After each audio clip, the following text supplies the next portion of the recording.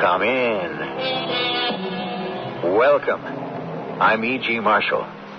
In our theater of the mind and its mysteries, we have raised the curtain on tales of man against man, man against the unknown, against fate, misfortune, and evil, but never an account of one man against an entire country.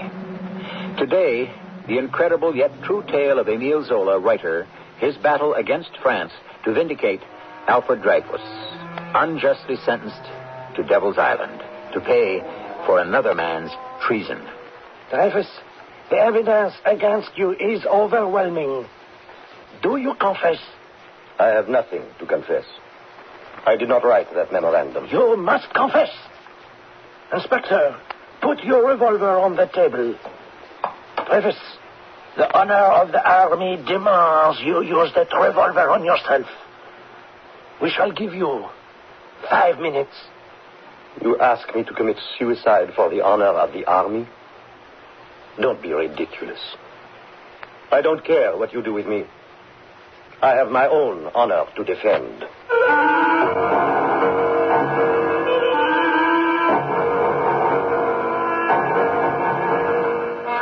Our mystery drama, J'accuse, I Accuse, was especially written for the Mystery Theater by James Agate Jr.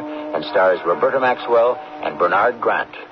I shall return shortly with Act 1.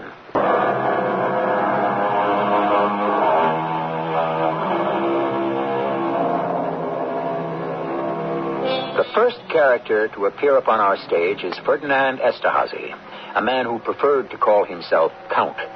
He dreamed of being a great soldier, but his nature was that of a great swindler. A lieutenant in the French army, he married for money to cover his gambling debts, resorted to every trick in the book to cheat. And when our play opens, he is cultivating the friendship of a German colonel at the German embassy.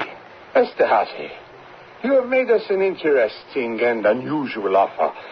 You are not the first military attaché from the French who has offered us secrets. I should be able to furnish you with important material 2-3 times a month, such as what I brought you last week. Well, that is up to you. I advised Berlin, and they looked into your background and have authorized me to proceed with business arrangements. What you delivered last week, Berlin found satisfactory, and so here is an envelope containing 1,000 francs. 1,000? Is that all? Consider it a down payment if you wish, but in order for us to continue to pay you, we shall expect far more important data.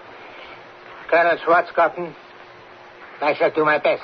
Let us hope your best is good enough.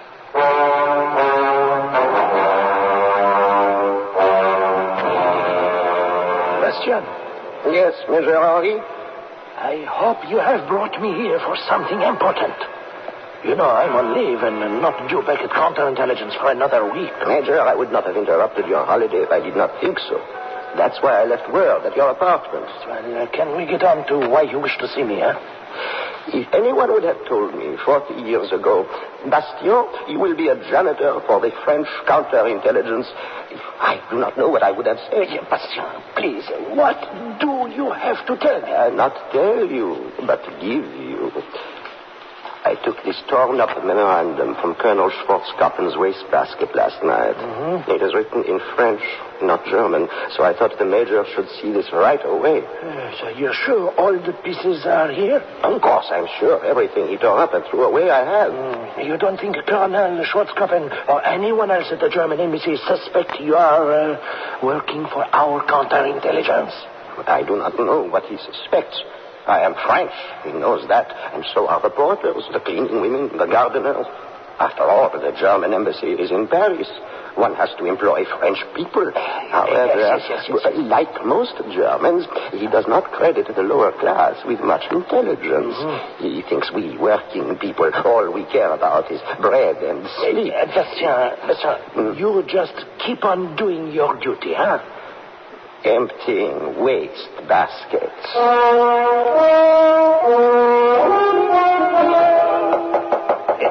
Monsieur le Ministère, it's Major Henri. Yes, I know it is. I'll see you Monday. It will only take a moment. Harry, are you telling me 5 days a week are not enough to conduct the business of France? What is this cataclysmic information I must have on a Sunday? Yes, well, if you will be so good as to look at this. All right. What is this you're giving me? Scraps of paper glued together. Would you read it, please? Very well. Respectfully submit this information in answer to your questions and hope it will prove satisfactory. Who wrote this? Take a look at those items listed below. Hydraulic recoil of the 120mm cannon. Mon Dieu. Who wrote this? We don't know. I understand now. Your department took it from somebody's waste paper basket, n'est-ce pas? What is this? Modifications of artillery formation. Our informant took it from the waste basket of Colonel Schwarzkopf in the German embassy. Did you see this? Attached is the March 14th revised firing manual for field artillery. Someone has sent our manual to the Germans. Who is the traitor? We don't know yet. Not yet. When was this note discovered? 3 days ago. And what is the matter with your intelligence department? We are working on it. I have been trying to reach you since Saturday. Major, I am not interested in your problems, only your solutions. What is this list you brought? Because this memorandum refers to artillery, it occurred to me the culprit might be an artillery officer taking a staff course. Now, here are the men with their history. Abbeville, Brossard, Cardin. All these men come from the oldest French families. I don't believe possible they could do this. Here, Monsieur le Ministre. Esterhazy, Count Ferdinand. No, his background is not French. It's Hungarian. Esterhazy, nonsense. I knew his father, the general. What about the name above his? Dreyfus. Dreyfus, Alfred, Captain 14th Regiment Artillery. Artillery. Yes. Artillery, don't you know what that means? That note, taken from the German embassy, must have been written by a gunner. Yes, an artillery officer. Don't just stand there. Get hold of him. I'll have a message sent around for Dreyfus to report to me tomorrow morning. Tomorrow morning, do it today. But tomorrow morning, this Dreyfus may have left the country. Captain Dreyfus, why do you think you were called here to my office? I have no idea, Major. I suppose it's some kind of inspection. Inspection on Sunday, huh? And you were asked not to wear your uniform today. You find nothing strange about that? I did, a little, Major, but orders are orders. Do you know these gentlemen in my office? Colonel Picquart, Intelligence, Inspector Cochefort, Security? I believe so. Gentlemen? Dreyfus, I have a memorandum to write, but I have injured my hand. Would you write it for me, huh? Yes, Major. Good. I'll dictate it to you. Now, sit down there at the table. Now, take the pen. Then go on. Yes, Major. Okay, now. Excuse me. Is there something wrong? I notice all of you are standing very close to me. We will begin. Now, I respectfully submit the following information in answer to your question. Have you written that? Yes, Major. Good. And I hope it will prove satisfactory. Satisfactory, yes. Now, give me that. Look at that. It's the same. The writing is identical. Picquart, compare it for yourselves, huh? Let me see the German memorandum. Oh, compare. It's obvious. Look at the O's and the T's. They are identical. Well, I'm not so sure.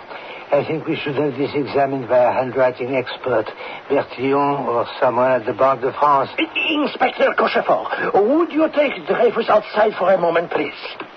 Thank you. Picquart, handwriting experts are not necessary. The Minister of War has ordered me, not asked me, mind you, but ordered me to have Dreyfus arrested, tried, and stripped of his uniform immediately. But if he's not guilty, surely... Oh, of course he's guilty. We know about his kind. You know what I mean?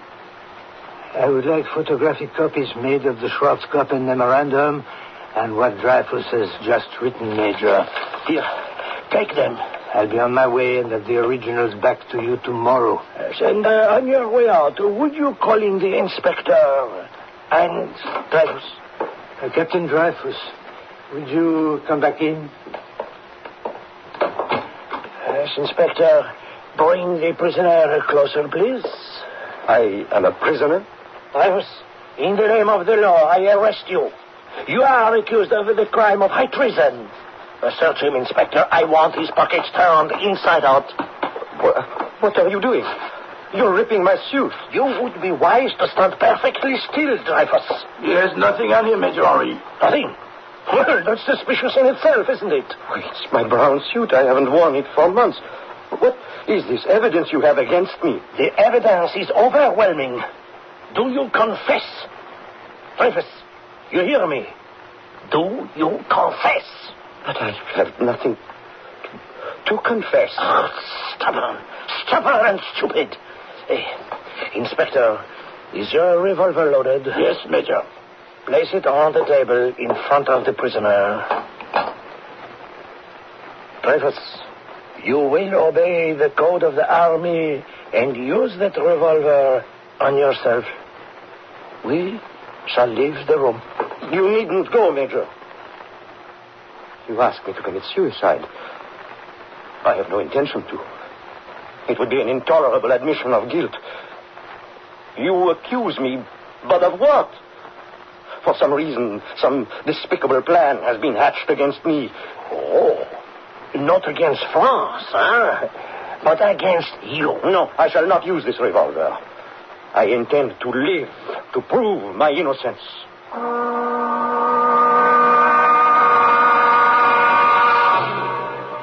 We have played out the first act of J'accuse.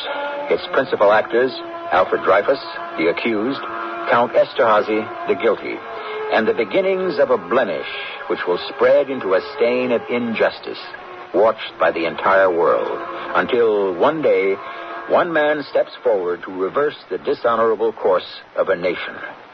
I shall return shortly with Act Two.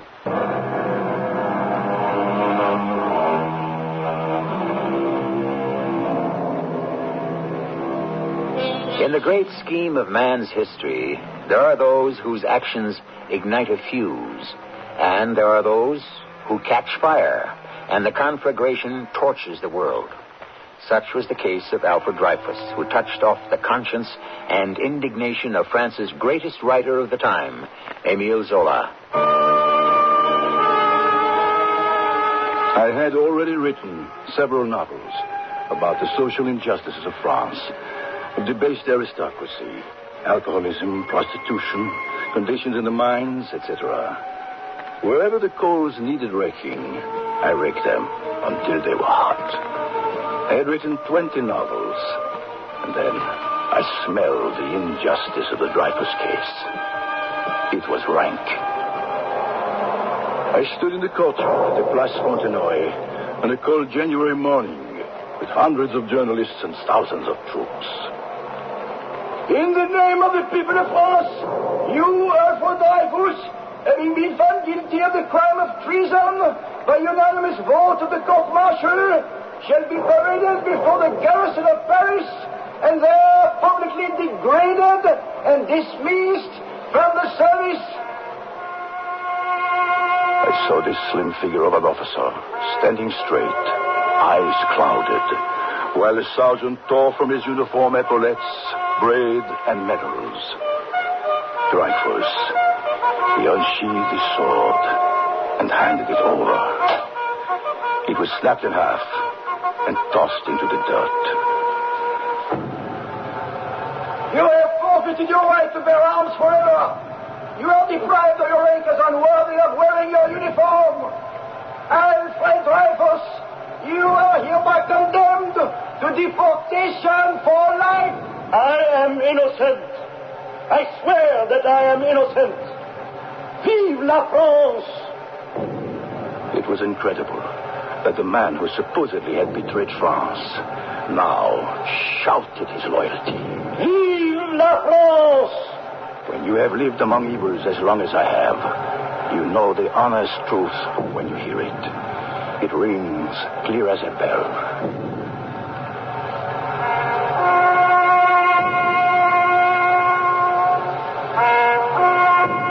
As he was led away, I knew that I, Emile Zola, must find out the truth. Was Dreyfus innocent of treason or a scapegoat? And why? I went to see his wife, Lucy, who reenacted for me her last hours with her husband.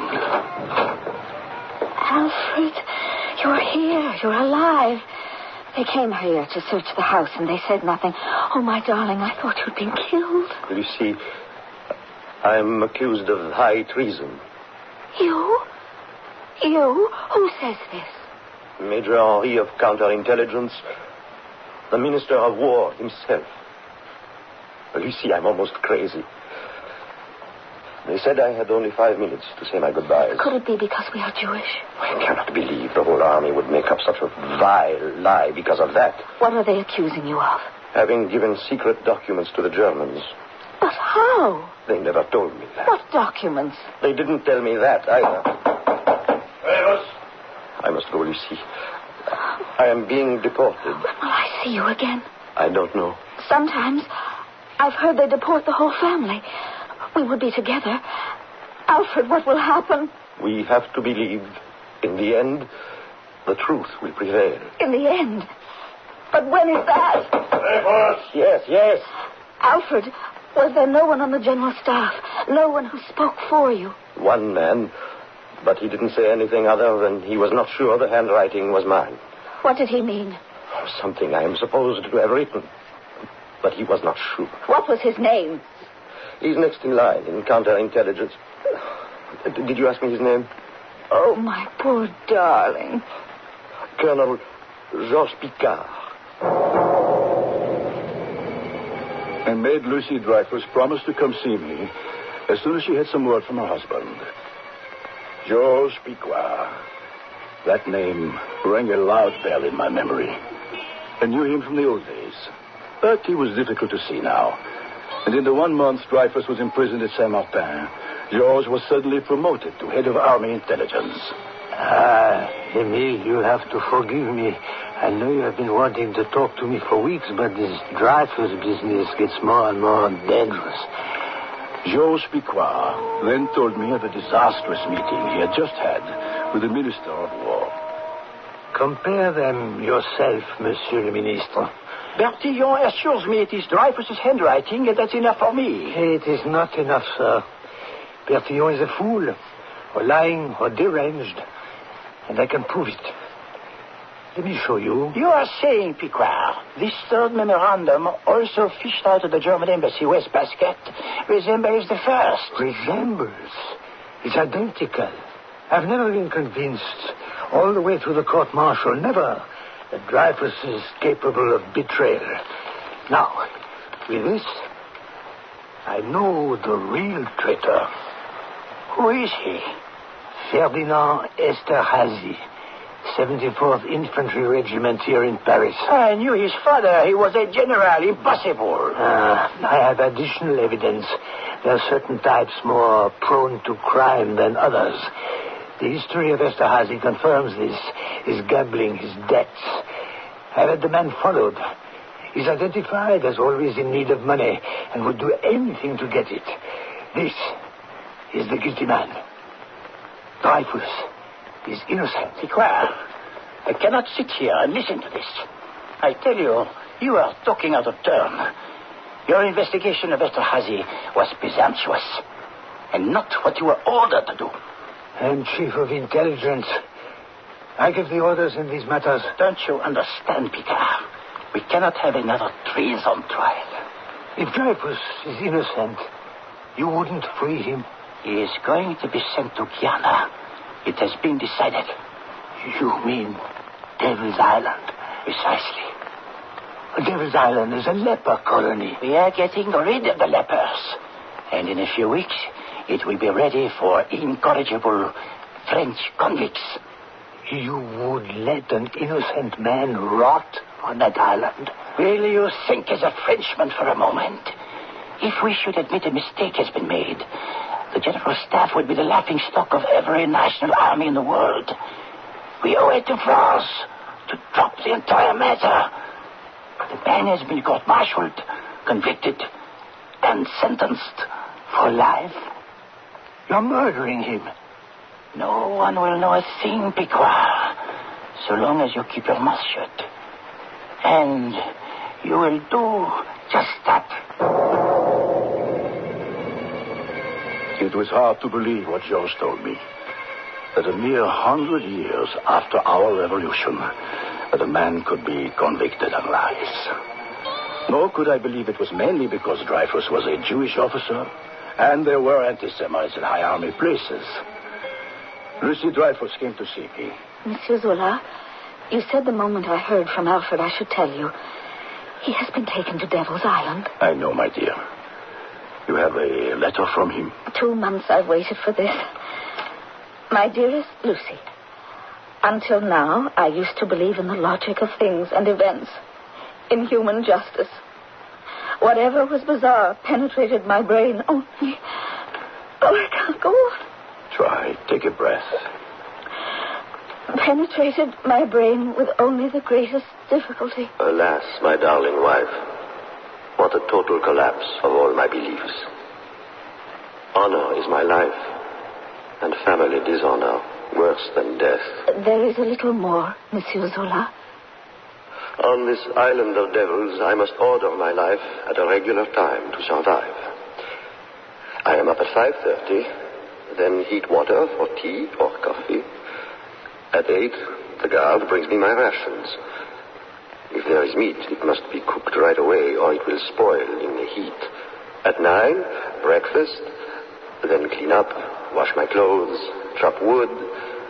Then I write in my diary, or a letter to you. I spend hours staring at the sea, trying to understand what has happened. The more I try to understand, the more I realize the greatest weakness of the government's case was the handwriting. How did they prove it was Dreyfus's hand? Major Henri received me at the War Office. Well, my dear Zola, you must remember, I was acting under orders from the Minister of War. But it was you who decided about the handwriting. No, I wasn't sure. I consulted 3 handwriting experts. Gobert of the Bank of France, Pelletier, and Bertillon of the Prefecture of Police. And what did they tell you? Well, they all agreed. It was Dreyfus' hand. Major, that is not exactly what the experts tell me now. Gobert has serious doubts, and did then. So did Pelletier. And he told you so. You are sure? What about Bertillon? An idiot. He may know something about the science of human measurements, but nothing about graphology. I don't think you realize the extent of your sin, Major. France will read what I write about it. Monsieur Zola, there must be some mistake. Some mistake, indeed it is.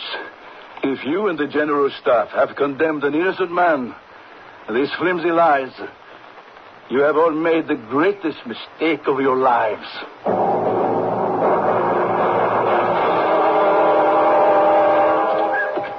Georges Piquois invited me to go riding. I brought him up to date on the false evidence. I know that, Emile, but my hands are tied. I've been ordered out of France on an inspection trip to Algiers and Tunisia. Certainly. Just like that. I'm in the way. I'm asking too many questions about Dreyfus. They're afraid you'll talk. And no, I will. I have evidence in my files which could... George, hold on. That brass ahead of you.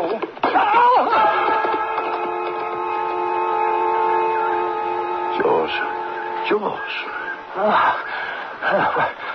What happened? Your horse started up as if he'd seen a ghost and ran you right into that overhanging branch. Emile, this is a warning to me. If, while I'm in Africa, something more serious happened than being thrown from a horse. I am the only one who has the hard evidence of Esterhazy's guilt. Emil, I will have to break the code of silence of the army. But I want you to see that evidence. So do I. The mills of the gods do grind slowly, but eventually separate good from evil. Picard went to Africa, returned, caused the court to convene, and accused Esterhazy. I went to see Dreyfus's wife, Lucy. Monsieur Zola, I've been trying to find out what's happening at the trial, but the newspapers say nothing. They know nothing. The French public is being kept deliberately ignorant. How can they do that? Under the handy smokescreen called national security.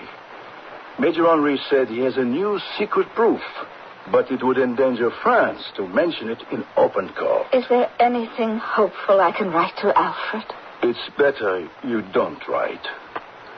Esterhazy was acquitted. Oh, Lord in heaven, will there ever be justice? There will be, even if you have to bring down the entire French government to right this wrong.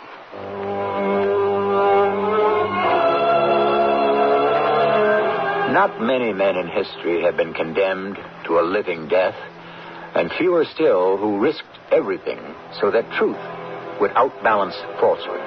But it takes only one man, not even an atlas, to move public thought 1 inch until it gathers momentum and, like a juggernaut, destroys every lie in its path. Such a man was Émile Zola. I shall return shortly with Act 3.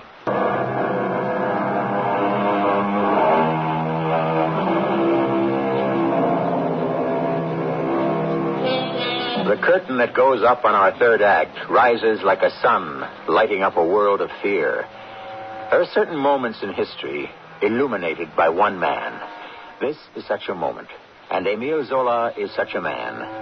You're about to hear his ringing accusation against corruption in the highest places, which appeared the following morning in newspapers all over the world. Zola speaks. A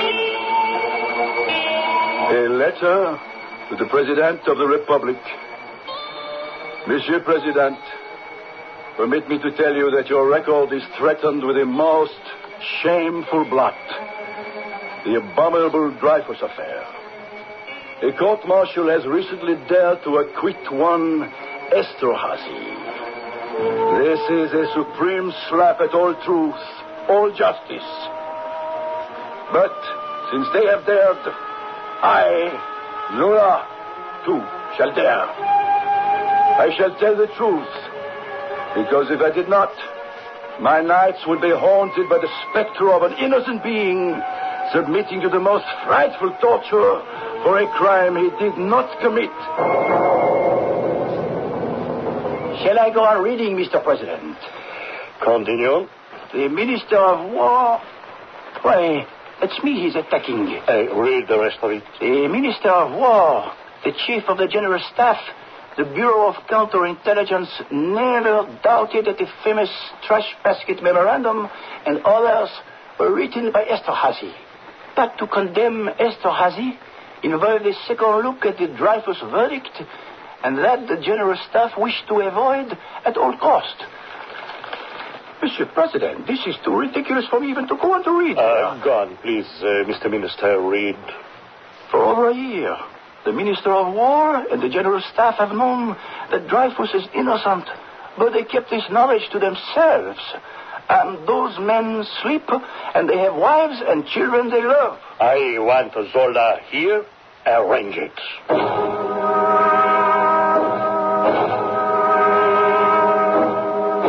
Monsieur President, if you wish to silence me, you may save your breath. You have made several serious accusations against the army. The corruption of which you accuse many in government does not extend to this office. That is why I addressed the open letter to you. Are you going to be making more accusations? Would you care to hear tomorrow's installment in the world press? Yes.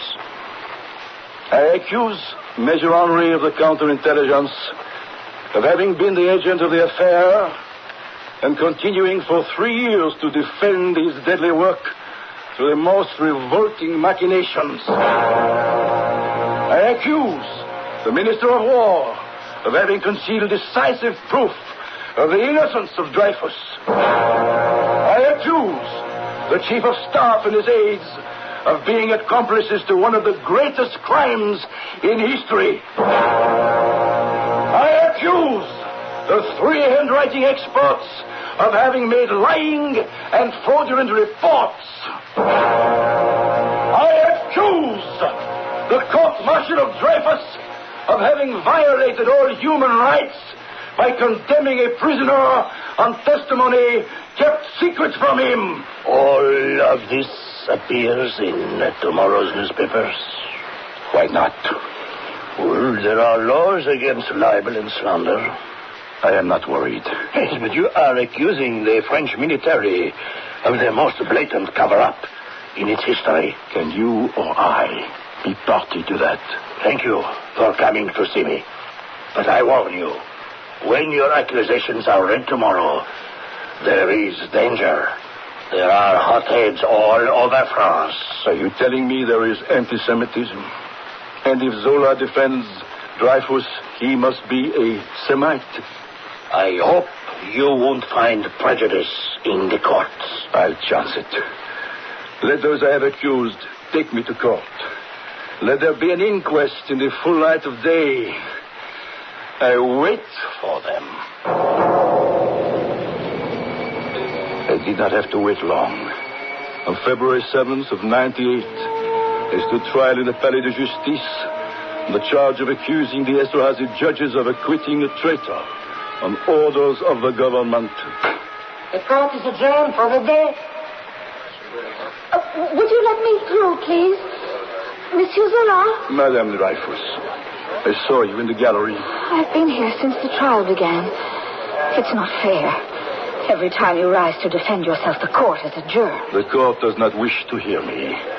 They wish to try Zola for defamation of character, while I am putting the government on trial for treason.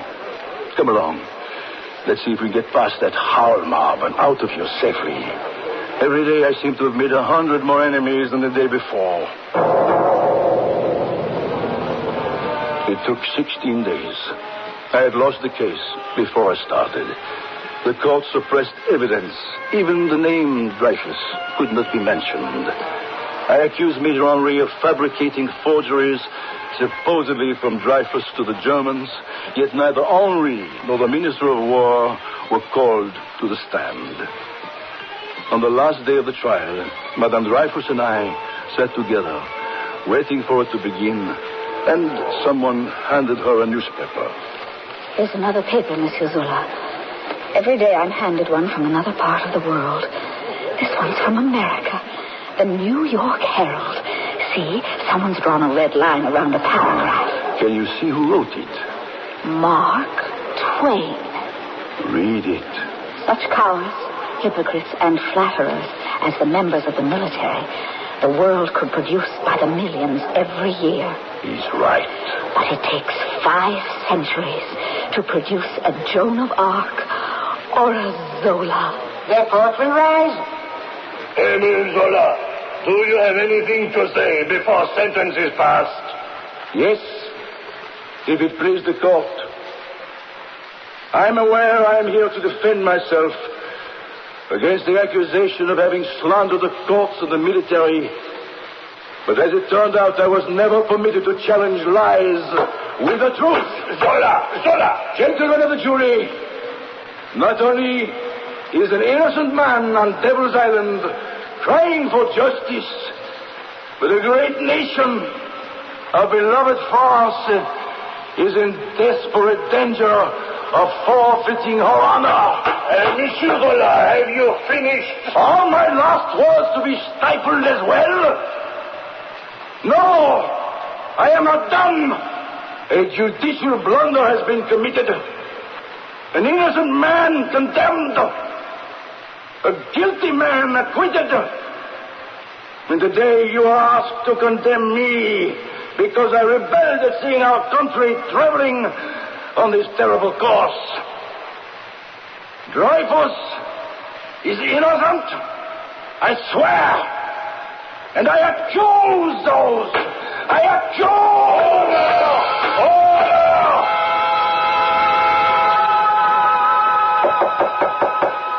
Come in. Not very much from the German embassy these days. They are being very careful. Yes, what is that blue envelope, huh? A letter from the Italian military to Colonel Schwarzkappin. Yes, written in blue ink on the blue paper. Thank you, Bastian. Every little bit helps. Who knows? Even this might prove quite valuable. Will Emile Zola please rise? Emile Zola, have you completed your address to the jury? Yes, I have. Is there any reason why we should not proceed with the verdict? Monsieur Zola? Is the court addressing me? You are the one on trial, are you not? No, Your Honor. It is not Zola, but France that is on trial. Emile Zola, the jury has found you guilty. You are hereby sentenced to 1 year's imprisonment and a fine of 3,000 francs.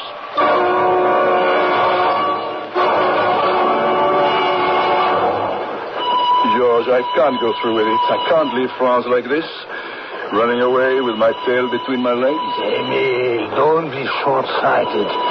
What good are you to the cause spending 1 year in prison? What will people say? Zola was condemned, and he took the first train to Calais, and then the boat to England. Why should we believe a coward like that? You have the gift of words. Use them. Write from England. Keep writing. There's a poor man on Devil's Island who needs to hear your words.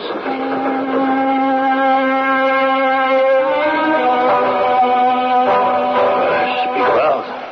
Yes, Monsieur le Président. You and this Zola are relentless. The mail, the telegrams from all over about Dreyfus, and now this latest accusation of yours. What is this new evidence you have? Let me show it to you. I found it in the secret files. This letter on blue paper? I can assure you before Dreyfus was tried, this letter did not exist. It is a forgery dated to a month before he was arrested. Can you prove that? I will. Let the forger prove it himself. Hey, excuse me. Major Henry, the President will see you now. Major Henry, what can you tell me about this blue letter? Oh, yes. Yes, I remember that one. It was from the Italian minister to the German ambassador, saying he warns him not to have any further dealings with Dreyfus. Did you know, Henri, that it is all a very clever forgery? Oh, no, that's impossible. I put it into the file myself. Well, it's been analyzed very carefully. There's no question that it's a forgery. The Italian minister himself said so. He never wrote about Dreyfus. My superiors were worried. I wanted to calm them. This blue letter came into my hands, and I said to myself, just change the date and add a sentence to prove what we already know, that the man is guilty. You decided that? I did it in the interest of my country. You are under arrest. Piqua, have this man taken away. I want a signed confession. I want a public acknowledgement. I want Dreyfus brought home and his honor restored. And if Esterhazy is the guilty one, I want him punished.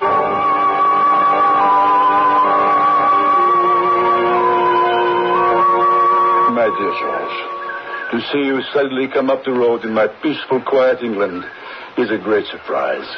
But what's the occasion? Is it my birthday? Have you been enjoying your isolation, Emile? Absolutely. Absolutely. I sit out here every day in the garden. I have visitors. Mark Twain, Sarah Bernhardt. And when I'm not talking, I'm writing. I brought you a few newspapers. Here's the Paris Matin. You didn't cross that awful English channel to bring me newspapers. Yesterday's. Read it. Major Henri confesses forgery in Dreyfus case. George, you had a hand in this. So did you, Emile. So, there will be another trial. No, not for Henri. He tried his own case, judged himself guilty, and shot himself.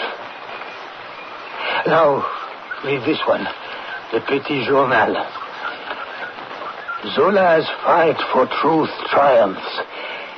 Emile, they want you back in France. The president wants you to be the first to welcome Dreyfus.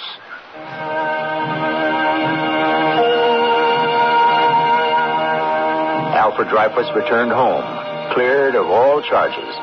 A proclamation of his innocence was posted in every French town, hamlet, and colony. He was promoted to the rank of commandant and was knighted to the Legion of Honor. Émile Zola did not live to see that day, but it belongs forever to him. I shall return shortly.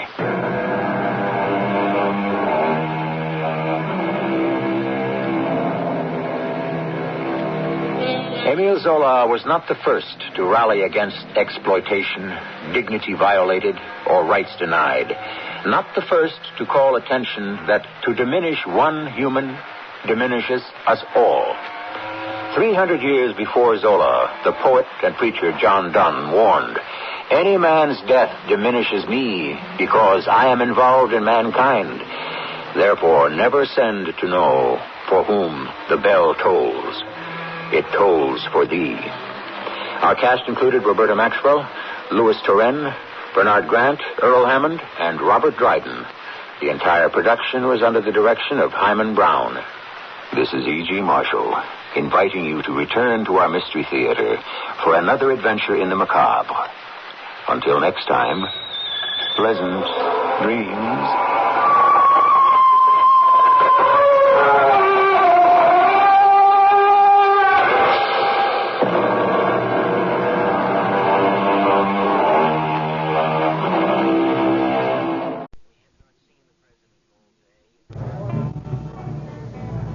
Howdy, Slim. Long time no see. Where you been, anyway? Howdy, Miss Katie.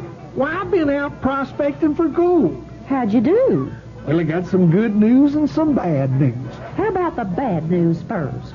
Well, first I got snake bite, frostbite, lost and broke. And the good news? When I got back to town, I discovered QLT at McDonald's. QLT? What does that stand for? Why, it's McDonald's quality hamburger with lettuce and tomato. It's the tallest, juiciest, Texas-sized, 100% beef hamburger I ever wrapped a lip around. Heaped high with farm fresh lettuce and tomato and all the trimmings. Oh, tell me more. Well, unlike other people's skinny little old lettuce and tomato hamburgers, QLT is heavy on the beef and light on the bun. I think I'm in love. I think I'm leaving. It's time to discover another QLT at McDonald's. The CBS Radio Mystery Theater presents...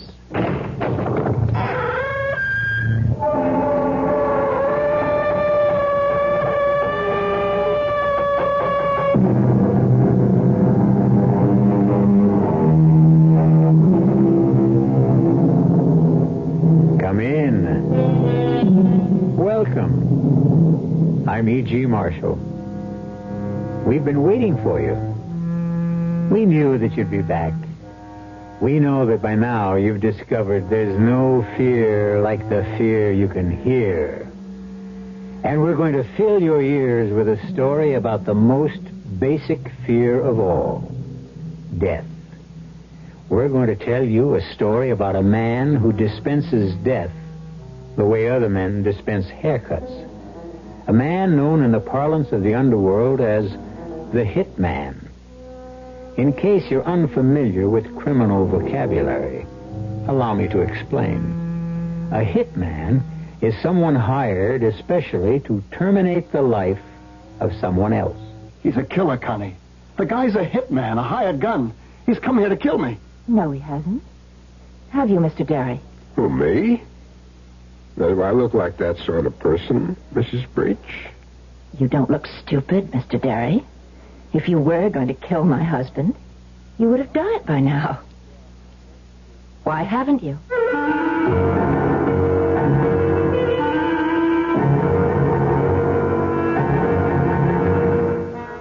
Our mystery drama, The Hitman, was written especially for the Mystery Theater by Henry Slessor and stars Mike Kellen. It is sponsored in part by Sign-Off, the sinus medicines, and new sugar-free Diet 7-Up. I'll be back shortly with Act One. Just when you think you've packed away your sinus miseries along with your winter coat, along comes summer sinus. My face hurts. My head aches. How could it be my sinus? It's summer. Even a change in the weather or air pollution can make your sinus flare up. So can pollen. Your allergy can trigger sinus.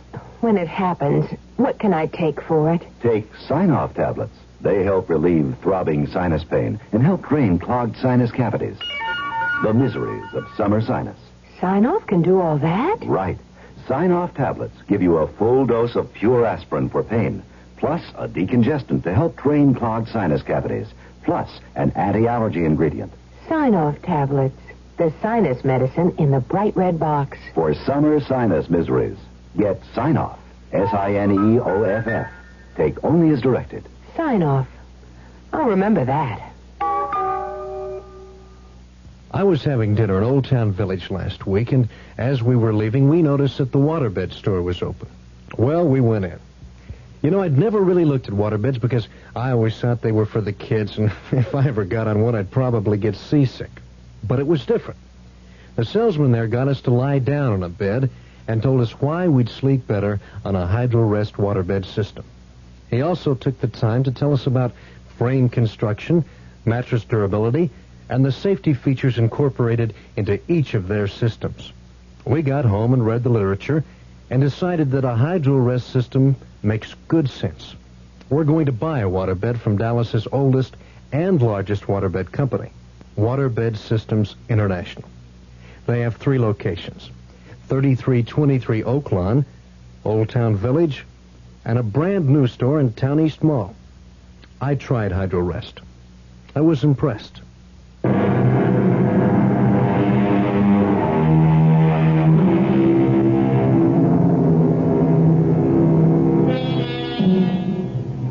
Our story begins in a bus terminal of a large eastern city, a place of arrivals and departures. In the crowd, we can see a rather sallow young man searching every face and scowling at his inability to recognize the man he has come to find. But then, he doesn't know what Jim Derry looks like. Jim Derry tries not to make himself too visible a person. Mr. Derry has a very good reason. But now the young man spots someone pulling on a pair of light-colored gloves, and he recognizes the signal, if not the man. Warm day for gloves, ain't it, mister? I got cold hands. Jim Derry? Yes? Huh. I'm Earl. What took you so long? Arnie said you'd be on the 2 o'clock bus. I've been hanging around this crummy terminal for an hour. A gypsy told me never to take a 2 o'clock bus. They didn't tell me you were a comedian. What did they tell you about me, Earl? Come on. Arnie's waiting.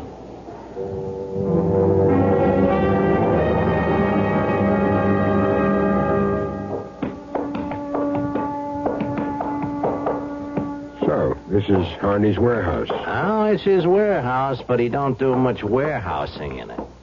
Come on. His office is right here. Yeah, who is it? Hey, it's Earl, Mr. Harney. Come in. You took your sweet time getting here. Well, it wasn't my fault, Mr. Harney. He didn't show until 4 o'clock. Sad idea, Derry. I hired somebody. I expect a little punctuality. Well, I told you he didn't have to go outside the organization. I could handle it for you, Mr. Harney. I said shut up. I hate these family quarrels, do you? Want to talk business now, or should I come back later? We talk now. Good. And give the kid a quarter and send him to the movies. Beat it, Earl. Yeah, okay.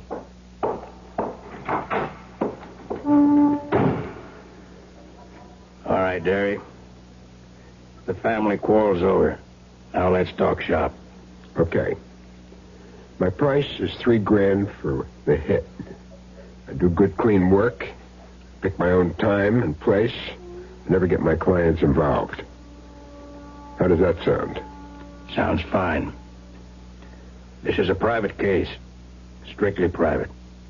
Guy named Eddie Breach. Breach used to work for me. Covered the best slice of territory in the city. His receipts were like $5,000 a week. Only they started to drop, understand? 4 one week, 2 the next. Whole thing smelled bad. You don't mean he was a crook? I had him followed. Found out he was making book on his own, setting up his own shop. He was robbing me blind. Who fingers him for me? I'll finger him this afternoon. See if you can make it fast. And see that I'm kept out of it. That's all. Not all, Mr. Harney. In cases like this, our company likes a deposit. Oh, yeah. Okay. Here's the ground now. You get the rest when I read that obituary.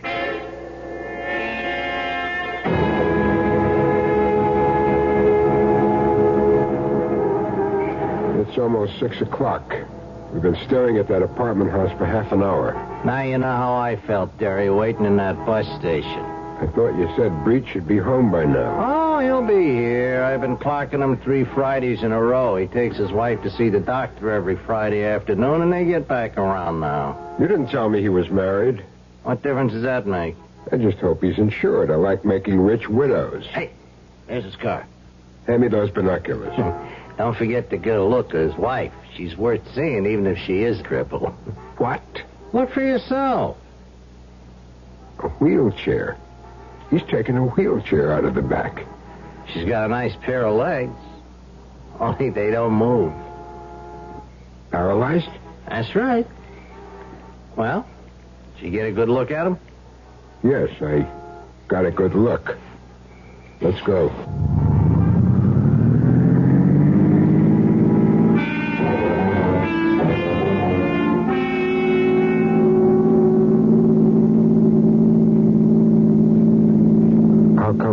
Breach married a cripple.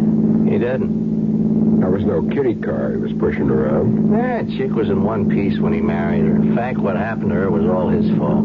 How do you mean? I got into an argument one day and he belted her. She fell down a flight of stairs and busted something in her back. Sounds like a real nice guy. It'll be a pleasure to do business with him. Yeah, well, don't forget who you're doing it for. Harney's paying you for this job, not Mrs. Breach. For her, I do it for love.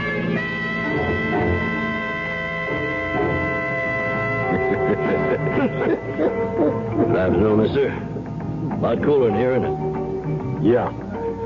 It's a refrigerator. What are you having? Making a beer. Right. I just hit this town yesterday. Still haven't found out where the action is. So? A friend of mine told me I might do myself some good here. You know anything about that? Well, depends upon what kind of action you want. I'm flexible. For instance, I wouldn't mind doing business with a horse or two. I'm a bartender, not a bookie. This friend of mine, he told me a guy hangs around here named Breach. Eddie Breach? That's him. He said Breach might be the firm to do business with. You know him? Yeah, I know Mr. Breach. He's a nice guy. Comes in here sometimes with his wife. His wife? In here? Well, why not? I run a family place here. What's Mrs. Breach like? That woman is really something. She's a cripple, you know, in a wheelchair. But she never beefs about it. Best looking chick you ever saw, and she keeps right on smiling. Wheelchair and everything. That's tough, all right. Wheelchair.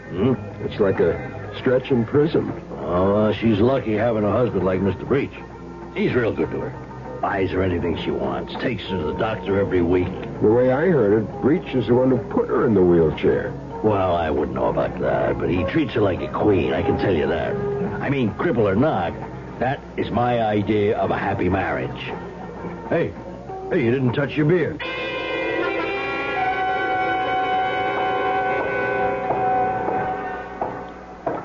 Okay, Mr. Breach, get in the car. Hey, what is this? Get in that car, I said. Okay, easy on the hardware. Who are you? What do you want? Start your car. Head west to the highway and keep going till I tell you to stop. Listen, you want my wallet, take it. Start the car.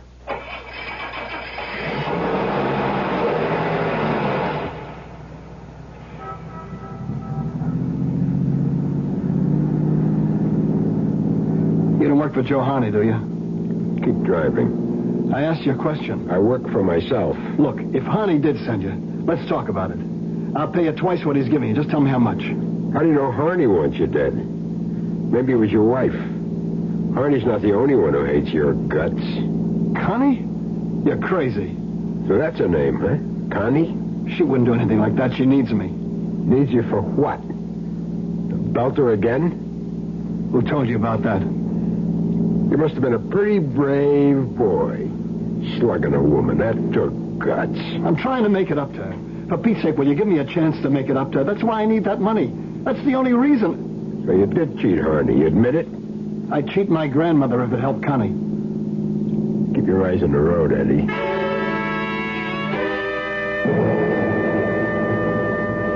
All right. Take that next side road. Listen, give me a chance to talk to you, will you? That's what we're going to have, a talk. Go on, pull over there near the billboard.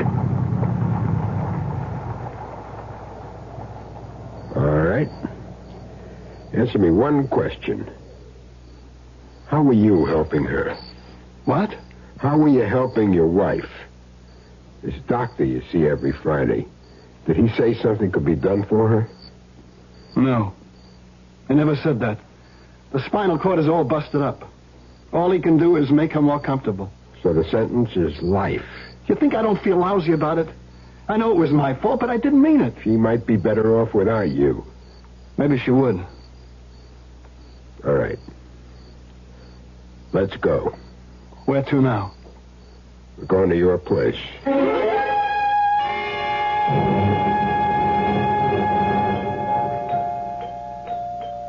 Eddie? Yeah, honey, it's me. Oh, you didn't tell me you were bringing anyone here. I decided not to go downtown. I ran into a friend of mine, and we got to talking. My name is Derry, Mrs. Breach. Jim Derry. I'm sorry to bust in on you like this. Oh, but I'm glad you did. Really. I love to see Eddie's friends. We don't do very much entertaining. You got a nice apartment, Mrs. Breach. Oh, thank you. I keep it uncluttered so I can scoot around easily in this wheelchair. My track record is 1 minute, 3 seconds from the living room to the bedroom to the kitchen. That's quite a record. Now let me get you a drink. Eddie says I'm the best rolling bartender in town. Watch me. Don't bother, Mrs. Breach. I don't drink. Not on the job, right? Oh, please, let me get you something. You see, I'm grateful to you, Mr. Derry. I was looking forward to a lonely evening when you came along. My husband usually works very late. Honey, you look a little tired. Did you take your pills yet? Oh, I'm fine, Eddie. Stop worrying about me. Please sit down, Mr. Derry. It's such a pleasure to talk to one of Eddie's friends. Now, let's cut this out. He's no friend of mine. I never saw him before in my life. What?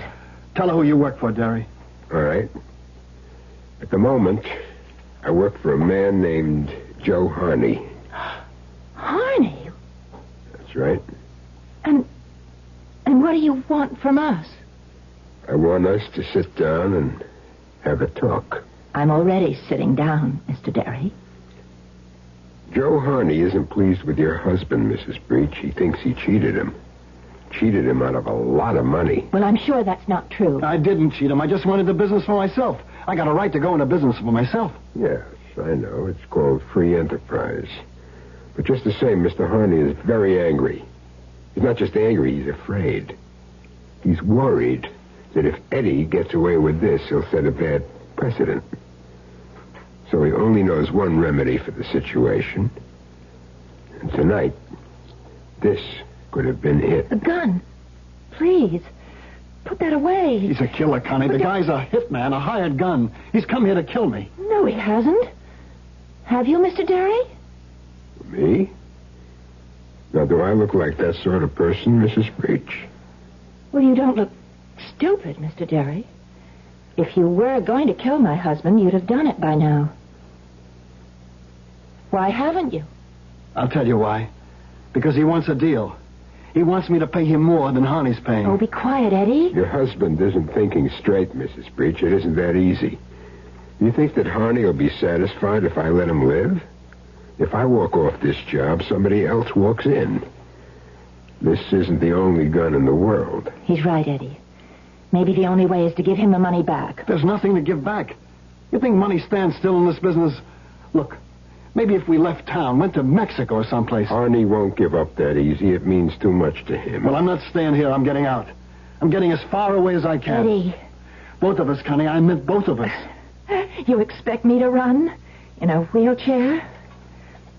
Maybe Mr. Derry can tell us what to do.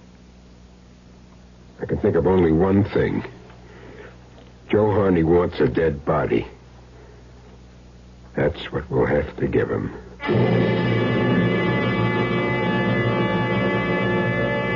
Well, we seem to have encountered a hitman with a heart.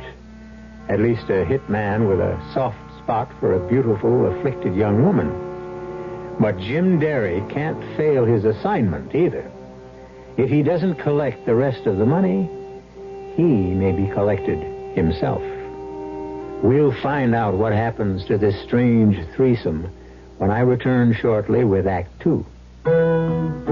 At a time when a lot of folks are thinking of smaller cars, we'd like you to do something a little unusual. Consider a Buick. Seriously. You see, there's a whole new series of smaller Buicks out there that maybe you didn't know existed. Take, for example, the mid-sized Buick Century. It's a foot shorter and about 1,000 pounds lighter than many full-size cars. Yet it offers Buick's kind of attention to detail and comfort. And that's important, particularly if you're used to big cars. And something else. There's an even smaller Buick than Century. Apollo. The first six-cylinder Buick in years. But it has a quiet way of going about its business that's very unsmall car. If you're thinking of buying a new car, do something a little unusual. See a Buick dealer. He'll prove that a smaller size doesn't have to mean less comfort. One of the delights of backyard barbecuing is eating with your fingers. One of the disadvantages is having to swat bugs with the same fingers that hold juicy, drippy hamburgers. Hi, Frank Lieber here to tell you that's why True Value hardware stores have Raid House and Garden Bug Killer. So you can make sure that ketchup and mustard mess goes no further than your fingers. Raid kills bugs dead, but used as directed, it won't harm plants or shrubs or your pets or the food that you serve outdoors. True Value hardware dealers suggest you use it this way. About half an hour before you're ready to serve, spray Raid around your patio or picnic table. It kills bugs in the air and in the shrubbery where they hide. And Raid is just as effective indoors and safe. It won't oil stain furniture and draperies. The 13.5-ounce aerosol can of Raid House and Garden Bug Killer is just $1.29. Just one of the values you'll find at the True Value hardware store near your home.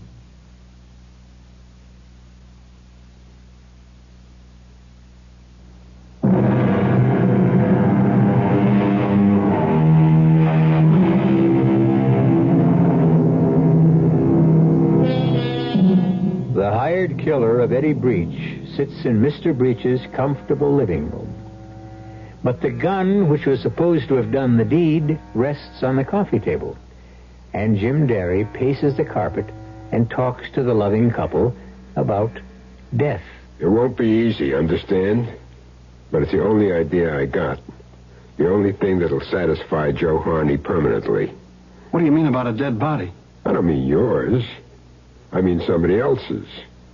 A body that could have been yours if the job had been done. A substitute? But how is that possible? There's a way. I have to stick my neck out to do it, and there'll be some expenses. How much? I have to let you know. Meanwhile, get ready to move and move fast. Have your bags packed and keep them ready. Get yourself some standby reservations. Mexico, Rio, any place you want. Don't make them in your own name. Oh, and one other thing. Don't leave the apartment for any reason. But I gotta leave the apartment. I got business to do. Business? Isn't your life more important? You can't risk it. Arnie hired me to take care of you, but that doesn't mean one of his goons wouldn't try to beat me to it. There's a kid named Earl. Yeah, I know Earl. He's a punk. Just the kind of punk who might try shooting you in the back. Oh, do as he says, Eddie, please. I tell you, I gotta get out. I need cash if we're to beat it out of town. I have to make collections. Mr. Derry, wouldn't you help him? Maybe if he had a gun so he could protect himself, then... You could lend me yours, Derry. Just until we leave town. All right. Take it. I'll see what I can do. Okay. I'm leaving now. Just keep calm until you hear from me. I'll see you to the door. Mr. Derry, why are you doing this for Eddie? Because he's such a regular fella.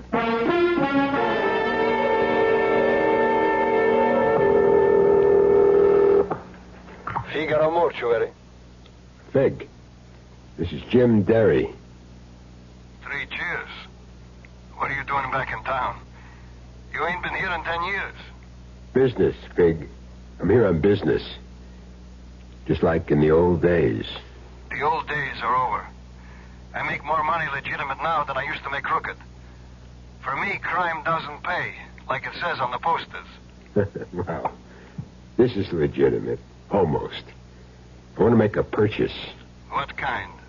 You are the only store in town that has what I want, Fig. I want to buy a corpse. I don't know what I'm doing this for. I must be getting soft in head. Tell me about the body, Fig. He's a short, heavy cookie, maybe 50 years old, full of mustaches. But does that matter? No. I guess it won't matter. Not after I get through with him. When can I take delivery? Tonight. You could bring your car around to the back of my place, say, around 11 o'clock. Okay, Fig. I'll be there. You sure there won't be any complications? No, the guy doesn't have any family. He'll end up in the city cemetery anyway. That's fine, Fig. That's just great. Come on, Derry. Come on, level with me. What are you going to do with a corpse?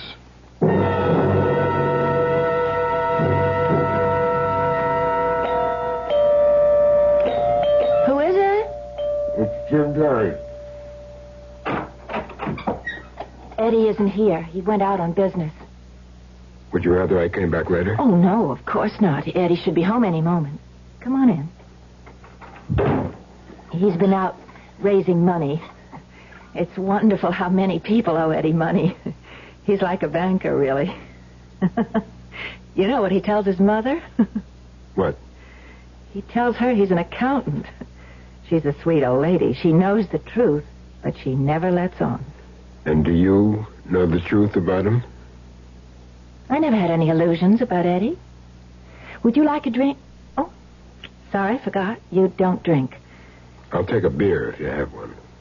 Coming right up. Oh, maybe when we were first married, I had an illusion or two. It's easy when you're young, and you've got a nice straight spine. You're still young. Yes. Well, still that, I suppose. Oh, what do you know? No beer. It doesn't matter. Does he leave you alone a lot? Beg your pardon? That banker husband of yours? Oh, Eddie's a busy man. He doesn't have normal hours like other people. I don't suppose that you do either. We're talking about Eddie. You're curious about him, aren't you? Trying to make some moral judgment? To decide whether he's worth saving or not? I've already decided that, haven't I? Do you know about Eddie and me? About the accident? Yes. We were living in an old brownstone. Eddie was late. I was waiting for him at the top of the stairs with an argument all ready, and I said a lot of nasty things, and so did he, and he started to shake me, and I lost my balance.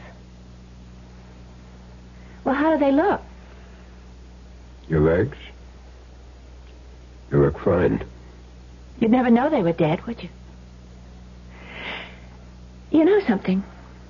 I've got my own theory about you, Mr. Derry, about why you're helping us. You do? Mm-hmm. I've been a cripple for over a year, and I've become an expert on pity. I can spot pity half a mile away. You think that's my reason? That's everybody's reason. It's me, honey. Sorry. Hello, Derry. I just came to tell you that everything is set. What does everything mean? You are going to be a dead man by tomorrow morning. You can leave town as soon as you get on a plane. There's one leaving for Mexico City at 4 tomorrow afternoon. We got reservations. You better confirm them. What's going to cost me what you're doing? In cash, $1,000. $500 for me, $500 for a friend of mine. A couple of pieces of jewelry. And that car of yours. My car? You can't take my car. You won't need it in Mexico. They got donkeys. Now, wait a minute. Eddie, we've got to do as he says. If you don't like my proposition, you can always say no. Then you can take your chances with Harney. Okay. What else do you want? I'll need your wallet, your watch, any other jewelry you carry. That wedding ring, is it inscribed? Yes, I had it done. Let's have it. What's the idea of all this? Your car is going to be in an accident tonight, Eddie. It's going to catch on fire. There'll be a body in the car, burned beyond recognition. But everybody will know who it is, of course. It'll have your wallet, your watch, your keys, your wedding ring. But whose body? Don't worry. The guy will be dead to begin with. It's only what you might call a cremation ceremony. So Harney will think you did the job. He'll only believe it if you get out of town as fast as you can. When that body is discovered, you are dead. I don't want you around making a liar out of me. That's neat, Derry. Very neat. You still get paid that way, don't you? Eddie. Get me what I need, Eddie. The money and all the rest of the stuff. What about your gun? You want that back? Keep it as a souvenir. I never hold on to a piece after a job. And this job is just about over.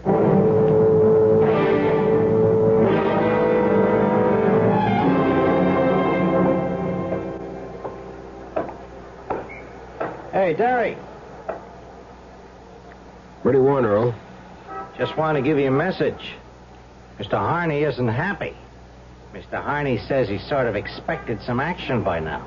Tell him to read the contract again. I picked my own time and place. It says so in the small print.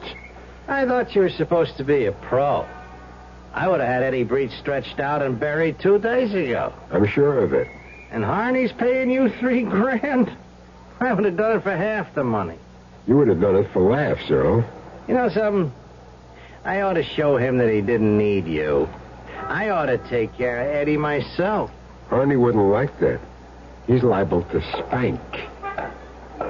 So long, Earl. All right, Earl. Hold it. Right there. Hey, what do you guys want? I'm Lieutenant Gear, Police Department. What I want's very simple, Earl. I want you.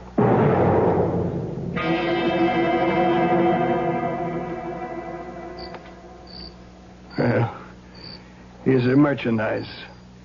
Fresh from the freezer. Thanks, Fig. I knew I could count on you. You want to take a look at him? No. He ain't too pretty. I didn't get a chance to do any cosmetic work on him. It won't make the slightest difference. Okay. Let's get him in the car. Where are you taking him, Derry? To the country. Oh, boy. First time I ever heard of taking a stiff for a ride.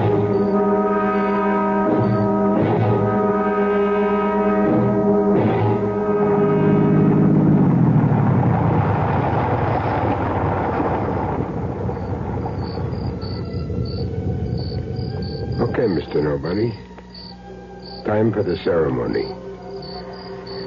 First, you gotta get behind the wheel.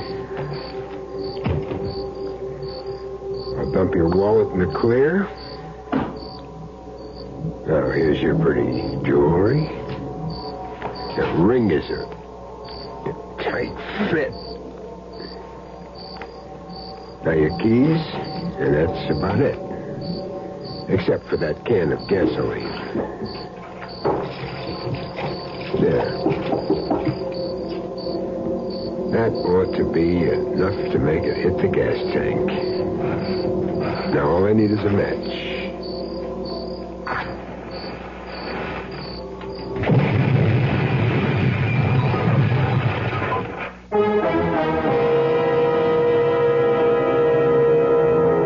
And so Jim Derry has completed his assignment. He feels rather good about the job he did, too. It was a nice combination of human sympathy and profit.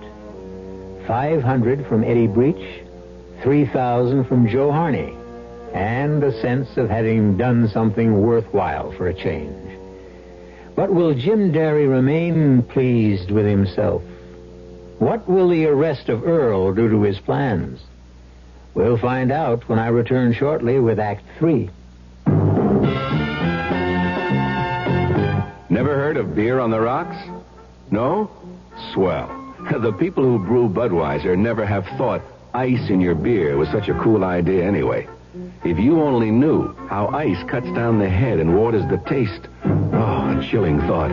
A downright tragedy with Budweiser especially. Budweiser is the king of beers. The only beer in America that's beechwood aged, naturally carbonated. Which means Bud brews its own bubbles. Tiny ones, over a dense lattice of beechwood strips. The beer ages the best way, the right way, naturally. But add an ice cube and bloop, there goes all that extra effort. So if you forget to cool enough Bud, skip the cubes and put your Budweiser on ice for a while, on the coldest shelf in your refrigerator. Even if the wait does frost you a little, it'll be worth it. Anheuser-Busch, St. Louis. On the corner, Church's Kitchen's making golden fried chicken. Right before your eyes, always crisp, deep fried. The way chicken should be fried. Golden crisp flavor, fresh in every bite. Drop by Church's fried chicken kitchen. The golden taste of Church's comes ringing through. Chicken was made to be deep fried, so crispy it crunches when you bite into it. Well, that's what Church's does. Deep fries your chicken right before your eyes till it's golden brown and golden crispy crunchy on the outside, moist and tender on the inside. Makes your mouth water just thinking about it. So what are you waiting for? Drop by Church's on your way home and pick up a box of the Crispy Lovers chicken. Your family will love you, and so will we. Drop by Church's fried chicken kitchen. The golden taste of Church's comes ringing through. The golden taste of Church's.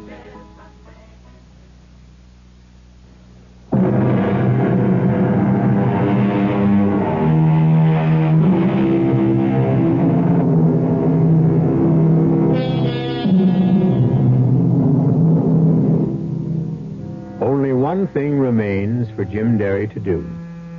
He has to make one final call on the man who brought him to town in the first place. He has a good report for Joe Harney. And Joe Harney has $2,000 waiting for him. Yeah? Come in. Oh. So it's you. How are you, Mr. Harney? How do you think I am? Anything wrong? The cops picked up Earl on some old assault charge. That kid's more trouble than he's worth. I could have told you that. Well, at least there's one problem you won't have anymore. You mean Breach? You won't be hearing from him again. Give me details.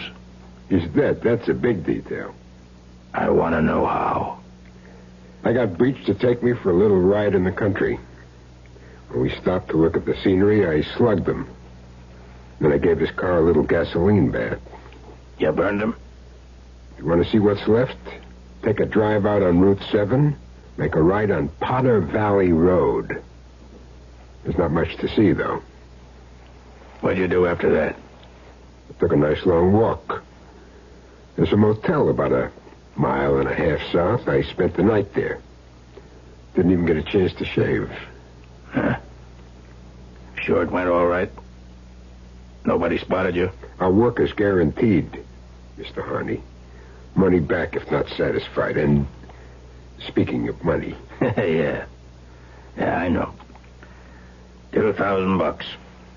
And worth every penny of it.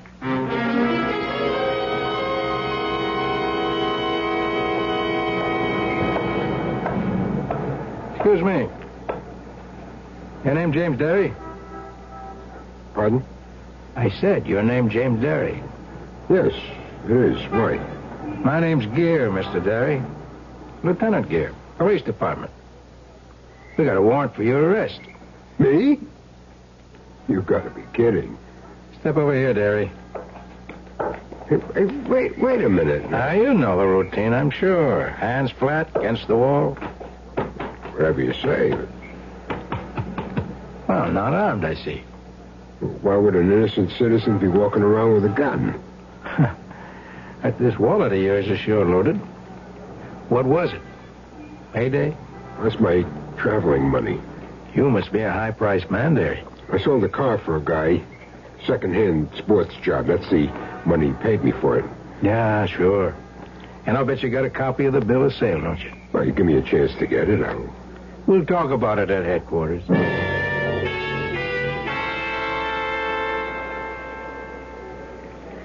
You ever use an alias, Derry?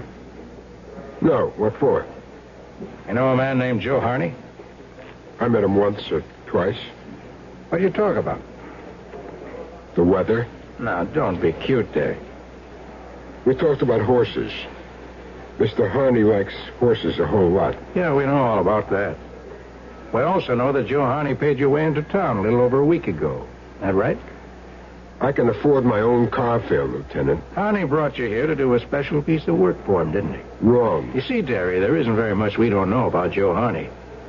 For your information, the DA has been lining up a case against him for the last 6 months. You're hard luck that you came into the picture right now. I don't know what you're talking about.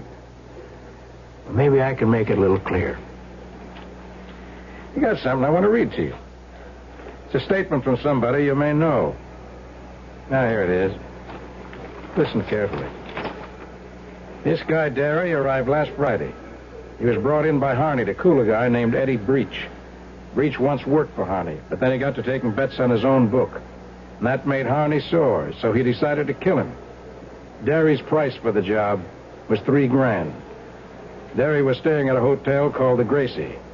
He didn't tell Harney how he planned to kill Breach. Well, how does that sound to you, Derry? Like a fairy tale. Is it true or not? That's junk. They shouldn't make up junk like that. It's a statement we got last night by somebody who worked for Harney for the last 2 years. You know who I'm talking about? No. Name's Earl Clifford. You picked him up on an old charge, one that could have sent him to the joint for a good 10 years. He's willing to turn state's evidence in the hope of getting a lighter rep. He probably will. I never heard of Earl Clifford. You can help yourself the same way, Derry. You can help by telling the truth. I am telling the truth. We want to know why you killed Eddie Breach. Lieutenant, have you got the time? What? What time is it? 4:30. 4:30, that's what I make it to. And how is the weather out? Still warm and sunny. Good flying weather, huh? All right, what's the joke, Derry? The joke is over. I'm ready to tell you what I know, just as soon as I get a cup of coffee.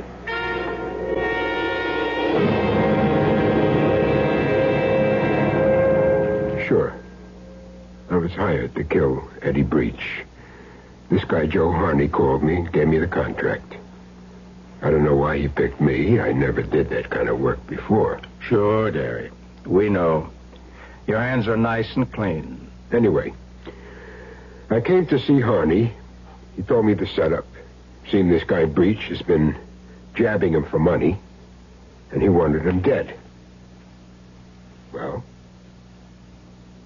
I said I'd do it. I see. Only I didn't mean it, Lieutenant. I'm no killer. Like you said, I'm clean. No record, nothing. No convictions, no. You know what I did? I went straight to Breach. I told him the whole story. Him and his wife. She's a cripple, you see, in a wheelchair. I felt sorry for her. For both of them. We know about Mrs. Breach's condition. Go on. I said I wouldn't do them any harm, but that didn't mean that they were safe. Harney would just hire somebody else to do the work. That was very nice of you. I wanted to help them, Lieutenant. I told them the only thing was to make it look as if Breach was killed. I said I could arrange the whole thing for them. And that's what you did? Yes. I got a body. A dead body from a funeral parlor I know. I put the body in Breach's car. I drove it out on Route 6, parked it on a side road called Potter Valley. I doused the car with gasoline. I set it on fire. You'll find Breach's watch and ring on that body. The wallet is in the grass someplace. Only the body isn't Eddie Breach's. Well. That's quite a story, all right. It's the truth. You send your boys out on Potter Valley Road. We don't have to do that, Derry. We've already found Breach's car.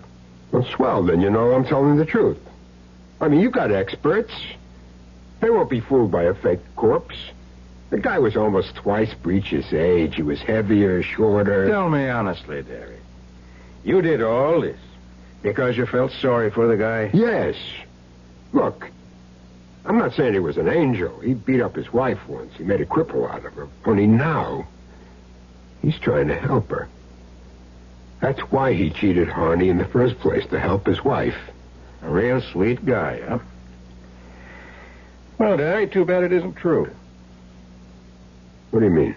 Oh, Eddie was responsible for his wife's injury. We know that. Sure, he knocked her down a flight of stairs. But you know why? They had an argument about coming home late. Oh, no. They had an argument about a woman. She caught him in the apartment with a girl named Louise something. She didn't tell me that. And Breach didn't give up Louise after that either. He's been cheating on his wife ever since. The fact that she was in a wheelchair only made it easier. No. I never knew about that. But his wife knew, Derry. What? That was the tough part. Connie Breach knew all about it. And there was nothing she could do. Just had to sit there in that wheelchair and let him do whatever he pleased. That's your good friend, sweet Eddie Breach. Well, she said she didn't have any illusions about him. She knew what he was. Too bad you didn't. All this time, she must have been hating him. Hating his guts. Anyway, they're gone now. They're on their way to Mexico City right now. No, they're not. Oh, yes, they are. They took a 4 o'clock plane. You're a liar, Derry. What are you talking about? You tell a nice, touching story. But, Derry, you're a liar. You made a deal with Breach, all right, sure. He gave you $1,000, and you arranged this phony car accident for him. But you intended to collect from both sides, didn't you? No, I was helping him get away. Were you? Let me read you something else. Edward Breach, 29 years of age, male Caucasian, shot to death in his apartment at 404 East 75th Street. What? The bullets came from a Farrington .38, found at the scene. That can't be. We traced the gun to the man who sold it to you, Derry. He can describe you to a T. Hey, wait a minute. That's how you got that $3,000 from Joe Harney, by doing the job you were hired to do. That's a lie. Breach took that plane, I tell you. He is on the plane. He's in the morgue, Derry. Where you put him. It can't be true. All right, Derry. I see you need a lot of convincing. Sam, send in Mrs. Breach. Connie is here? Right outside. Come in, Mrs. Breach. Are you sure it's... It's all right. Please come in. They didn't tell me that Mr. Derry would be here. I'm really sorry to do this, Mrs. Breach, but it's really quite necessary. I want you to repeat exactly what you told me. Yes. All right. I was in my bedroom last night around 7:30. I heard the doorbell ring, and my husband answered it. Eddie was always having visitors at all hours, so I didn't think anything of it, and then I heard 2 shots. I was frightened, but I opened the bedroom door and looked out. And that's when I saw him, Saw who? He was standing there, holding the gun. I screamed and he dropped the gun on the floor and ran out. That's all right, Mrs. Breach. So I want it. Please. Can I go now? Yes, ma'am. You can go. Wait a minute. Now, Mrs. Breach, Connie. How dare you call me Connie? You murderer.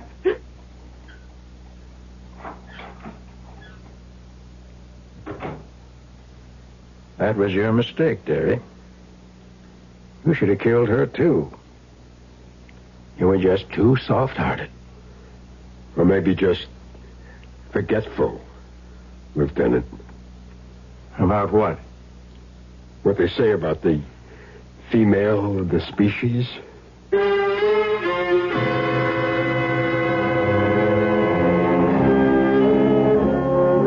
And so the kind-hearted hitman falls victim to a revengeful woman.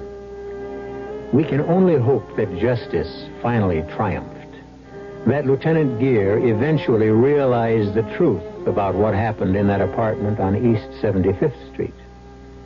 Although, who's to say that Mrs. Edward Breach isn't already in a prison of her own contrivance? I'll be back shortly. Hello, Ms. Goldilocks here, and welcome to my professional taste testing laboratory. Oh, Papa Bear, could you bring that case of sugar-free Diet 7-Up over here? Another case? Miss Goldilocks, you're drinking this sugar-free Diet 7-Up like there's no tomorrow. You can't still be taste testing it. Oh, no, Papa Bear. Sugar-free Diet 7-Up has already earned my seal of approval. It's fresh, light, natural, delicious. I drink it because I love its taste. Now hurry up. Okay, here. This sugar-free Diet 7-Up really tastes delicious. Ladies, if you're tired of switching from one diet drink to another, take some advice from Ms. Goldilocks. Try sugar-free Diet 7-Up and you'll say, yes, this one's just right. I'll bear witness to that, Goldie.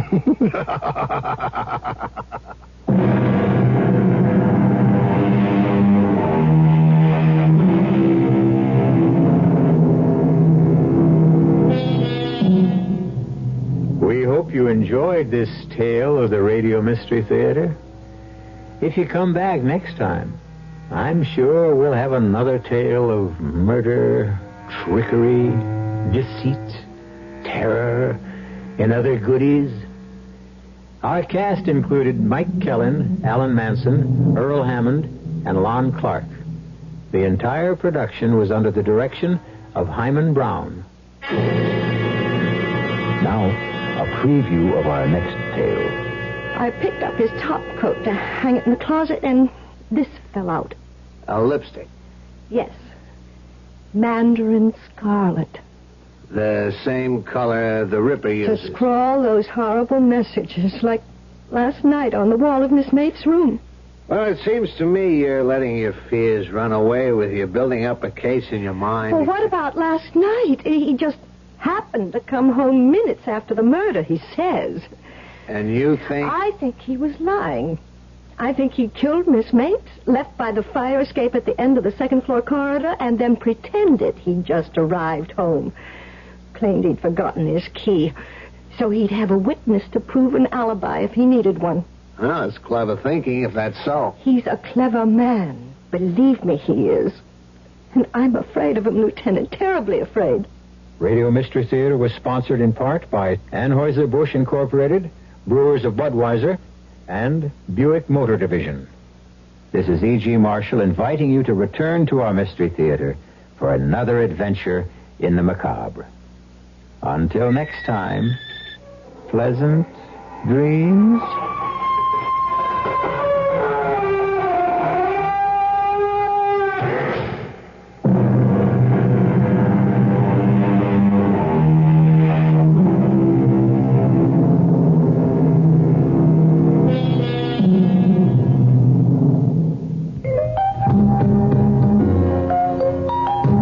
Myers Department Stores this weekend and take advantage of big savings during the After Inventory White Elephant Sale.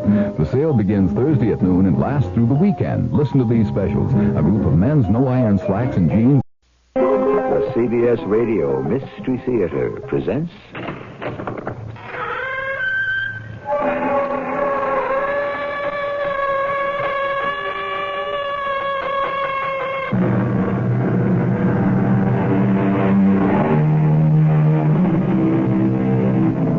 Come in.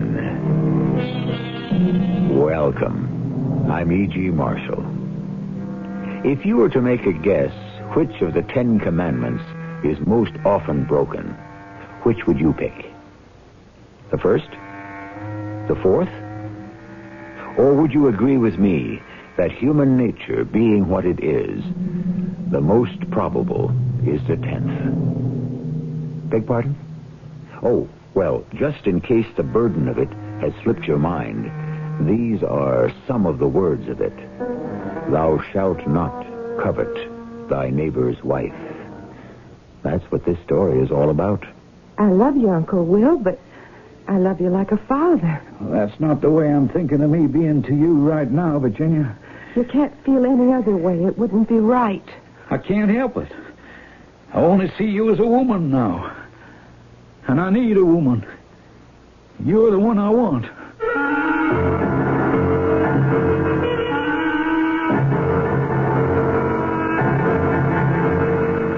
Our mystery drama, The Sixth Commandment, was written especially for the Mystery Theater by Ian Martin and stars Terry Keane. It is sponsored in part by ARM, Allergy Relief Medicine.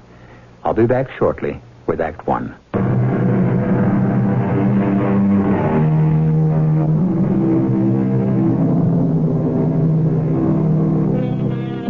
The changes in farm life in the generation since World War II, and even before that, have been astonishing. And yet, as the French say, plus ça change, plus c'est la même chose. The more things change, the more they remain the same. It still is a lonely life on the farm, and emotions can build and twist with no outlet until at last long-suppressed love or hatred can explode with all the force and devastation of a volcano. I've been driving this tractor, or one like it, most about as long as I can remember. I'm 7 years older than my brother Jody, but he was always the favorite. Oh, I've always been big and husky for my age, and all the chores always fell to me. I pulled out of high school when Ma died, and Pa and me brought up Jody. Jody was the one got to be educated. When Pa died, since I was working and running the whole spread, I figured the farm would be left to me, or at least between the two of us. And when it turned up in his will, it was left to Jody and me only as long as I worked it. I was furious. That's when I first knew I'd made my big mistake. It was my brother I had to kill.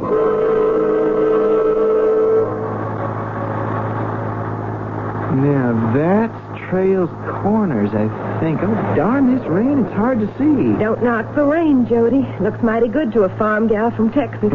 I'm not knocking it. We need it up our way for the crop, Jenny. It takes a brand new graduate from Texas A&M with his degree in agriculture to figure that out. You can kid me all you want, Jenny. I got the last word. What's that? I plucked you from the vine. And you're mine. Only because I was ripe for it. And you were the one I picked to pick me. Crazy, the whole thing. And your brother Clem doesn't even know. Oh, we didn't know ourselves till the last minute. You got any regrets? Not a one. Well, I'm not all that much of a catch. 2,500 acres and the breadbasket of the nation? I don't think I did so badly. After all, I'm the first little old girl out of Texas that wasn't rich. Oh, but you're gonna be. I'm going to give you the life to which you ought to become accustomed. I thank you. But honest, I'm more than satisfied with what I have now. I just wish I'd met your brother. He does know you're coming home. Oh, he sure better. If he don't meet this bus at Indian Ridge, we're going to have a long, rough trek getting there. Yeah. I only hope your brother likes me. Yeah. how could he do anything else? There were a million chores had to be taken care of on the farm. The last thing I needed was to drive 5 miles in the rain over the washed-out roads to pick up a brother I wished had never even been born. But you do what you have to do. And I met them at the bus depot in Indian Ridge. The way it was, I was going to meet him. But then, suddenly there was her. Hey, Clem! Hey, Jody! Welcome home! Now watch the bear hug. I'm a little tender, 4 years away from the great outdoors. Oh, you just give me a month on the farm with you, and I'll toughen you up. You and me, Jody, we're going to wake up this old farm and make it the greatest producers in... Did I say something wrong? No, it's, just... well, we can talk about that later. Oh, sure. See, I didn't come alone. What? Alone? I want you to meet Virginia. She's my wife. Hello, Clem. Oh, hello, Virginia. It's my name, but it seems a bit formal for family. Yes, I agree. Hello, Jenny. Why, welcome. Why didn't you warn me, Jody? This isn't quite fair. Well, I know, Clem. It was just that, we didn't expect it either. I was going to come back and tell you and try to arrange a wedding up here, but it didn't make sense. Why not? Well, see, Jenny's an orphan. She doesn't have any folk. If I had, I would have insisted on having the whole wedding back in Prairie View or even Waco or Houston. You went to college with Jody? I haven't that kind of background. I was just a waitress in a restaurant near Texas A&M. Oh, but she's a lot more than a waitress, this gal of mine, Clem. Maybe it means I grew up on a farm, so I'm not all that much out of my class. Oh, that's one thing I can sure tell right off. Class is what you are. Why, thank you. But I told you, Jenny, you two would get along. My brother Clem is one smart guy. Well, not as bright as my little brother. I'm a few years beyond him, and I haven't been smart enough to find me a woman like you, Jenny. I'm sure glad he brought you home. I never seen a woman in my life grab me like that. She had wheat blonde hair and eyes bluer than August skies. I never seen anything in my life I wanted more than her. She was my woman. And I could tell, though maybe she never wanted to admit it, she wanted me. Except she'd never give in to that as long as Jody was around. So now I knew more than ever he had to go. look at that beautiful dog. Oh, that's my hound, Rusty. I told you about Rusty, Jenny. I had to bring him with me, only there ain't all that much of room in the ranch wagon. Now, here, boy. Sat. Oh, come down. Easy, Rusty. Easy. I'm going to be home from now on. There's no call to knock me down. Down, boy, down. Don't be mad at him. I guess he's just glad to see me. I never seen the day he didn't come to heel when I spoke. Down, boy. Clem, don't store him too much. He's just so glad to see me. Well, sure, that's fine. First off, he's got to know his manners. Love me, love my dog, the man says. But to have my dog love someone better than me, slavering over Jody like he was his master, not reacting lickety-split to my command, I can't take that. Not only that, but the way Jody took over right from the moment he was back. Though it took him a month or so to get around to it. Clem? Clem? Right here by the barn, Jody. Well, I've been trying to catch up with you and go over a couple of things. It's hard to catch up with me, Jody. You run a farm this size, a man's got to keep moving. I know. And I'm going to be right there helping you from now on. It's just about these books. Books? What books? Well, we run a business. Books have to be kept. Well, they're sort of in arrears. Oh, what's your complaint? Oh, it isn't a complaint, Clem. It's just I learned a few things in college about keeping a tight set of books. You don't think I've been running things right while you were chasing around being a fancy college boy? Now, that is not what I said, but we can run a more efficient business. I think maybe we could discuss it. Would you like me to take over? What choice do I have? By the terms of the will, it's your farm. Oh, Clem, what's a will? It's our farm. All I want to do is make the most of it that I can. For us. And for Jenny. For us. And for Jenny. Jenny, okay, that was some kind of woman. But for a brother who never lifted a hand to keep it going except Summers, that gives him the right to walk onto my land, tell me how I ought to run it? Oh, no. It won't be that easy. This here's the hay barn, Jenny. I don't think in the month you've been here you ever got down and take a good look at it. Jody and I have been so busy settling in, I haven't had much time to do anything else. It seems to me, new married, Jody would spend a whole lot more time with you. Well, he's been away from his farm so long, there just isn't enough time for him to catch up on all that's been happening since he left. Well, doesn't he want to come back here now he's seen the world? This is his life, to carry on what your father started here. But it's hard for me to imagine why his father wanted him, both of you, to keep the farm going. Well, why? Well, your father didn't want to. He decided to give up living. Isn't this where it happened? Well, not quite. Jenny, you want to understand it all the way? Not really. Well, maybe you'd better if you want to understand Jody and me and the whole family. I don't know if I want to. Well, I want you to. Just look up there. Where? You can see that big arm coming out from the barn with a wheel on it and the rope and the hook. Oh, I can see it like a scaffold. Yeah, that's the hay lift. When we hay later in the season, that hook picks up the bales, and then by hand, using the pulley, we swing them inside and then store them up here for the winter in the hayloft. Why do you want to show it to me? Because that there is where Jody's daddy and mine hung herself. He swung in the hook to the hayloft there and secured it long enough to hook on a short rope he had about his neck with a noose. And then he jumped. Probably the fall broke his neck right away. I hope so. But whatever happened, he was dead before they cut him down. I still say, Clem, why would you want to show it to me? You're a part of the family now. I want you to know the truth. And I'm the only one who can tell it to you all the way. Jenny, why did you have to go and meet my little brother before you did me? What's that supposed to mean? Don't tell me when I move close to you, you don't respond. Don't tell me you don't recognize that you should have been my woman from the start. I think you must be out of your mind. I am about you. But I am your brother's wife. Is that what you really want to be? You know it is. Now, you just get your hands off of me. I can't convince you otherwise. The moment I saw you, I said, that's my woman, the one I've been waiting for. You don't believe that? It isn't a matter what I believe or what you believe. It's what is.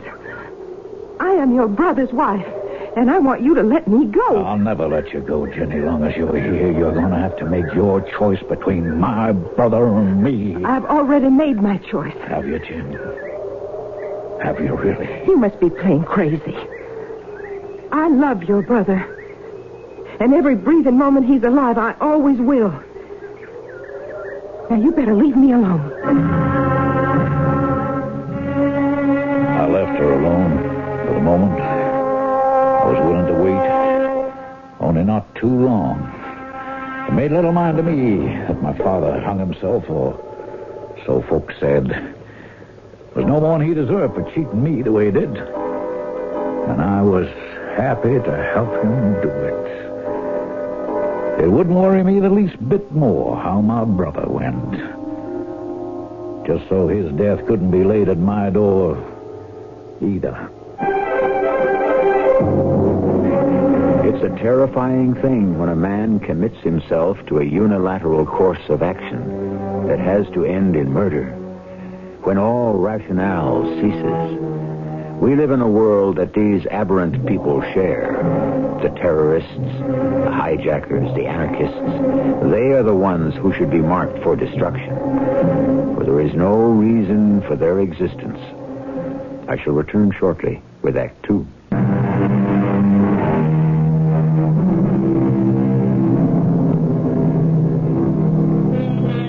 How often have you heard, or even spoken the phrase, "It's all in the point of view." We have seen from inside his mind one man's point of view on this particular version of the human triangle. We will see later as this story of suspense winds inevitably to the final tragic explosion just how the other man feels. But before that, it seems only fair to allow the woman her point of view. I never should have married Jody. He didn't know enough about me. But he was just so sweet, and I was so tired. I remember how happy I'd been on the farm until...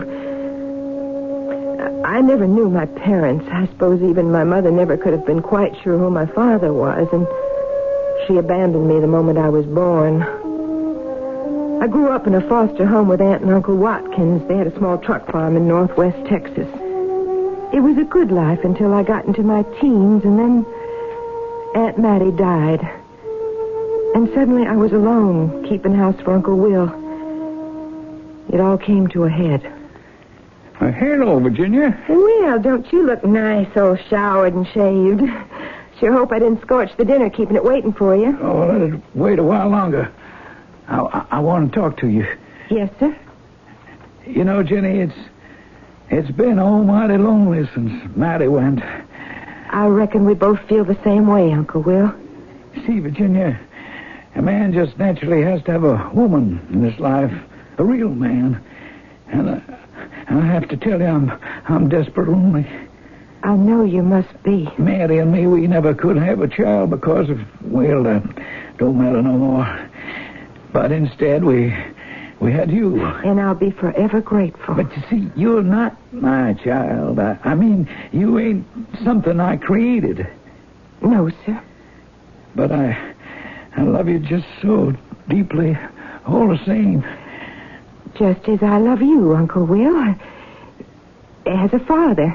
That's not the way I'm thinking of me being to you right now. You can't feel any other way. It just wouldn't be right. I can't help it. I just see you as a woman now, Jenny, and I need a woman, and you're the one I want. There was nothing for me to do but get out. There was a young guy I knew who'd been kind of on the make and who had to make the long drive to Houston every week. I was ashamed at first how I teased him into helping me get away. I was still innocent enough not to know you don't get anything for nothing. Oh, I managed to fight him off that time, all right, but a month later, when my money ran out and I was really desperate, it was something else again. Who is it? It's Duke, Jenny. I don't want to see you. I think maybe you'd better.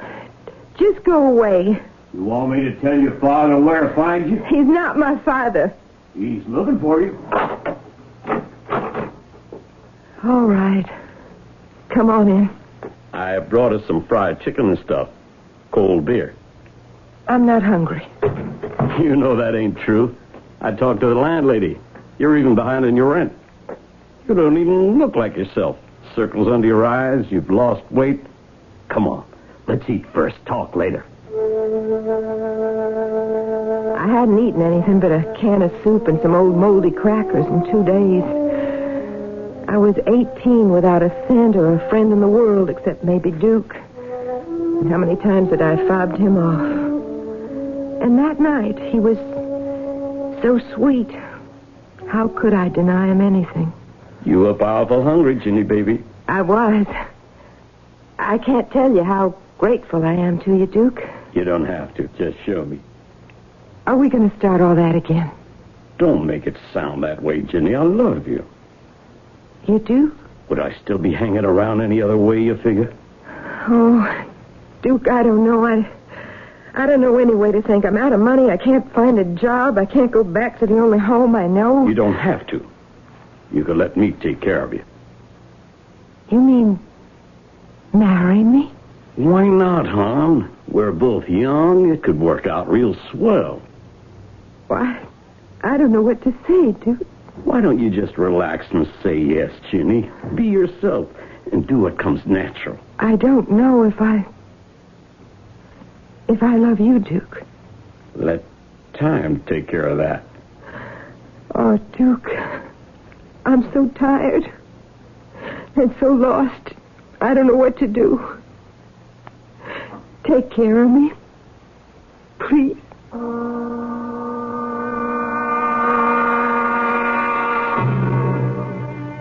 I never saw him again after that night. But he did leave me some money, enough for me to hold out till I drifted into a long series of jobs, mostly waiting on table. But whatever they were, it always turned out that they included being nice to the customer. Sometimes I was, if I wanted to be.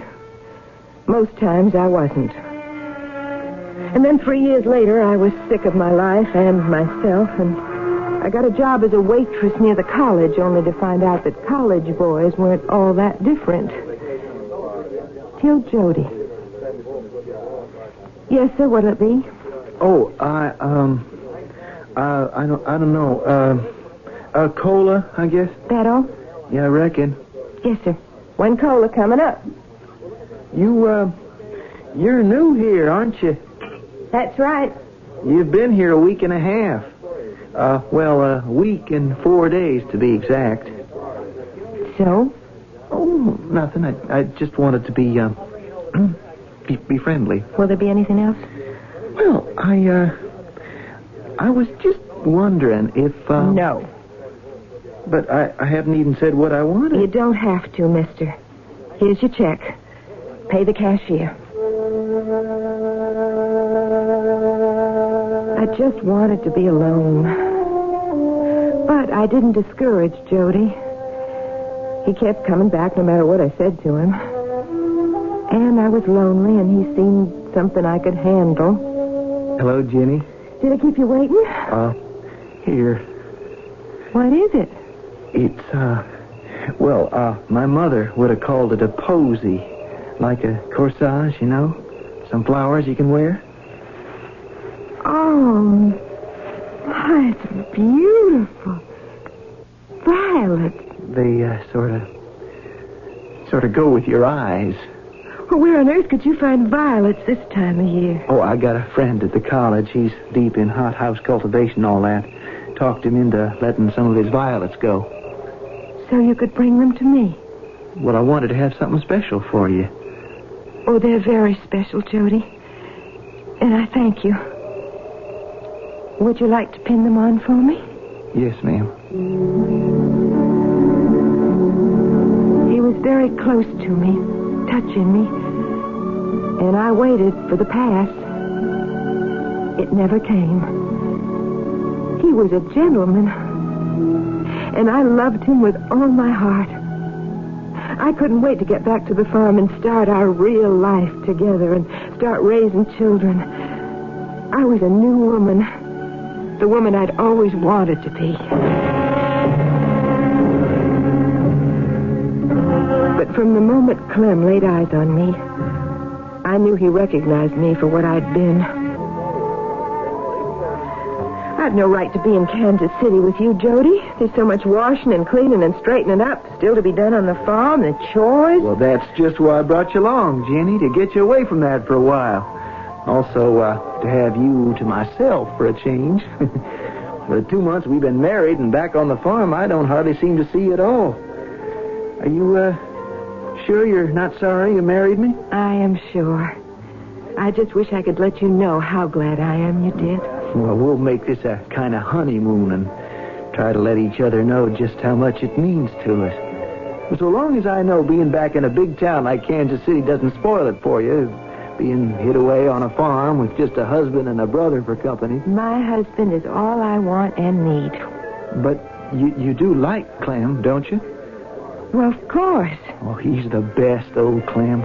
All my life I wanted to grow up to be just like him.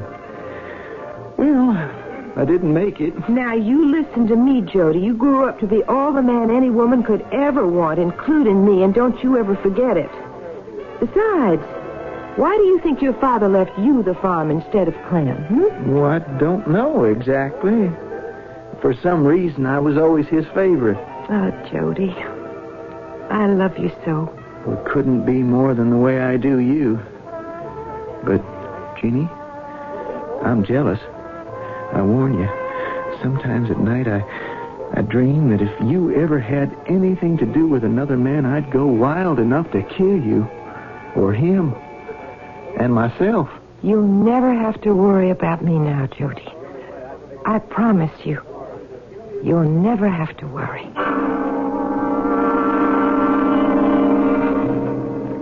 I meant it with every breath in my body. But haunting me deep in the back of my mind, although I swear I was speaking truth, was the specter of Clem. As we turned in to drive up to the house, Clem was coming up from the fields with Rusty running along by him. As we stopped and Jody got out, the dog broke immediately from his side and headed for us, paying no heed to Clem. Even at that distance, I could see the fury and hurt pride and hate on Clem's face. Rusty, heel! Hello, Rusty boy. You miss me? Hey, good dog, Rusty. Down, boy, down. He's all right, Clem. Just glad to see the rest of his family back. That hound has got to learn his manners, come when he's called. I'm going to teach him a lesson. Oh, shucks, Clem, he's just glad to see his home. Aren't you? Why, sure, sister. You got a hello kiss for your ever-loving brother? Why, of course. Well, how's everything since we've been gone? Oh, well, little Star, your favorite mare is in foal. That's with her now. Maybe you want to go and take a look. Oh, I sure want to. You mind, Jenny? No. On you go. Well, I won't be long. Clem will help you unload the ranch wagon. Come on, Rusty. You have a nice little fling with Jody? We had a honeymoon. Oh, now that's real nice. Oh, by the by, you remember when you left that feed salesman who come driving up? I can't say I noticed him, no. He sure did notice you, though. Yes, sir. His name is Fred Whitaker. You remember? Why should I remember? Oh, seems he used to have the Houston territory. He remembered you right off. Tells me you were kicking up your heels some in those days. Had quite a reputation. Or maybe I'd say lack of it. What is it you want, Clem? A lot of things, Ginny, you included, and I aim to get them one way or another. Don't you ever forget it. Now, let's get you settled back in. I could have killed him right at that moment, in a mad blood rage if there'd been anything to hand. Thank the Lord there wasn't. But that didn't mean I wasn't going to. Because I've learned enough about men to know about this one. He'd destroy anything to get me, even his brother. I didn't care about me right then, just Jody. And I knew, sure as I breathed, that if I didn't kill Clem first, one way or another, he'd be the death of his brother.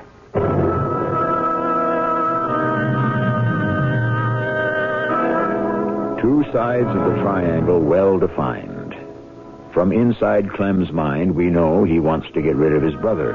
From inside Jenny's, we know that she feels her only protection, and Jody's, is to kill Clem first. What about the third member? The quiet and gentle Jody? What hidden violences burn inside that calm exterior? We'll learn more about that when I return with Act 3.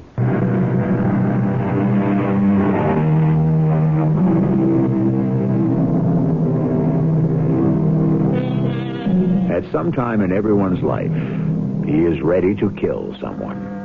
But obviously we don't carry out the impulse.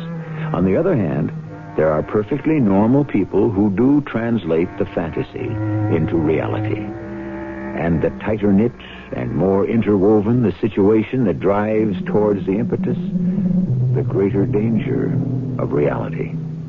The third side of this triangle is the only one we have not examined at first hand. What lies inside Jody's mind? It zapped me out when Dad took his life. I mean, I know he never got over Mother and all, but he was so full of life and plans. we'd spent this great time together the summer of my junior year, and there were all these ideas for when I graduated, and how we were going to replace old machinery, pep up the whole operation, maybe even buy some more acreage. The three of us, Dad and Clem and me, had sketched it all out before I went back for senior year and graduation. And when Clem called me to bring me back after Dad took his life, I remember I was like a zombie or someone in a dream. Right here, Clem? Right here, Jody. But how? Well, it must have been around sundown. Earlier that morning, we'd brought up a couple of loads of baled hay on the lift to stack here in the loft. We were planning to bring in some more the next day, so we just left the hook kind of hanging there as it swung out after the last bale. He came up here with a piece of rope from the barn down below, made this kind of noose around his neck, and fished in the hook from the lift with a hay fork or something, latched onto the hook and stepped off.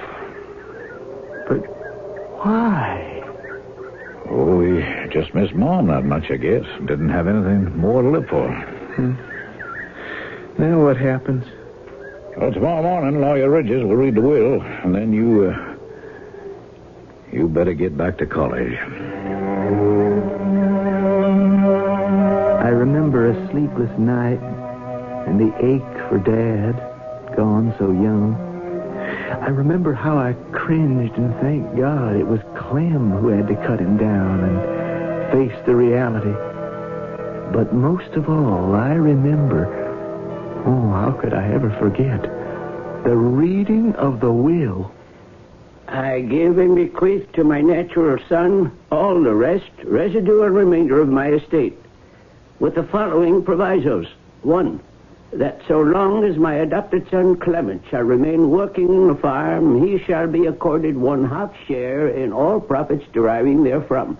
2, if he, Clement, should leave the farm and seek work elsewhere, his share and interest in said farm would devolve upon my true son, Jody Henry Poland.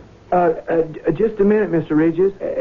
Yes, Jody? What's all this about true sons and natural sons? The circumstances are, and believe me, I regret having to reveal them, when Joshua married your mother, that is, your mother, Jody. Oh, dear me, no, that's not correct. She was, of course, your mother, too, Clement, but... Mom was already pregnant. I wasn't his child. That sums it up. And you mean to say that all these years later, Dad suddenly held that against Clem? Well, when was this will drawn? Just before you returned to college for your last year. Well... Look, I don't have to accept the will. I suggest you go along as you have been doing and wait till the will is final. Then you and Clem may make whatever disposition of assets you decide between you.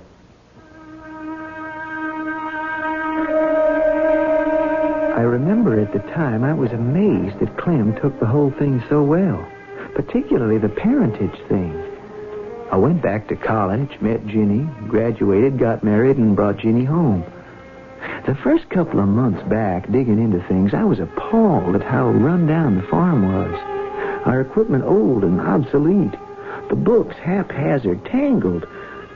But that was only the beginning.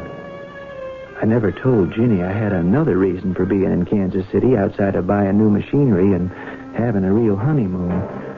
I was there mainly because Mr. Ridges had sent me a secret message. I'm going to be blunt. You intimated you might cross your father's wishes and turn over an equal share of the farm to your...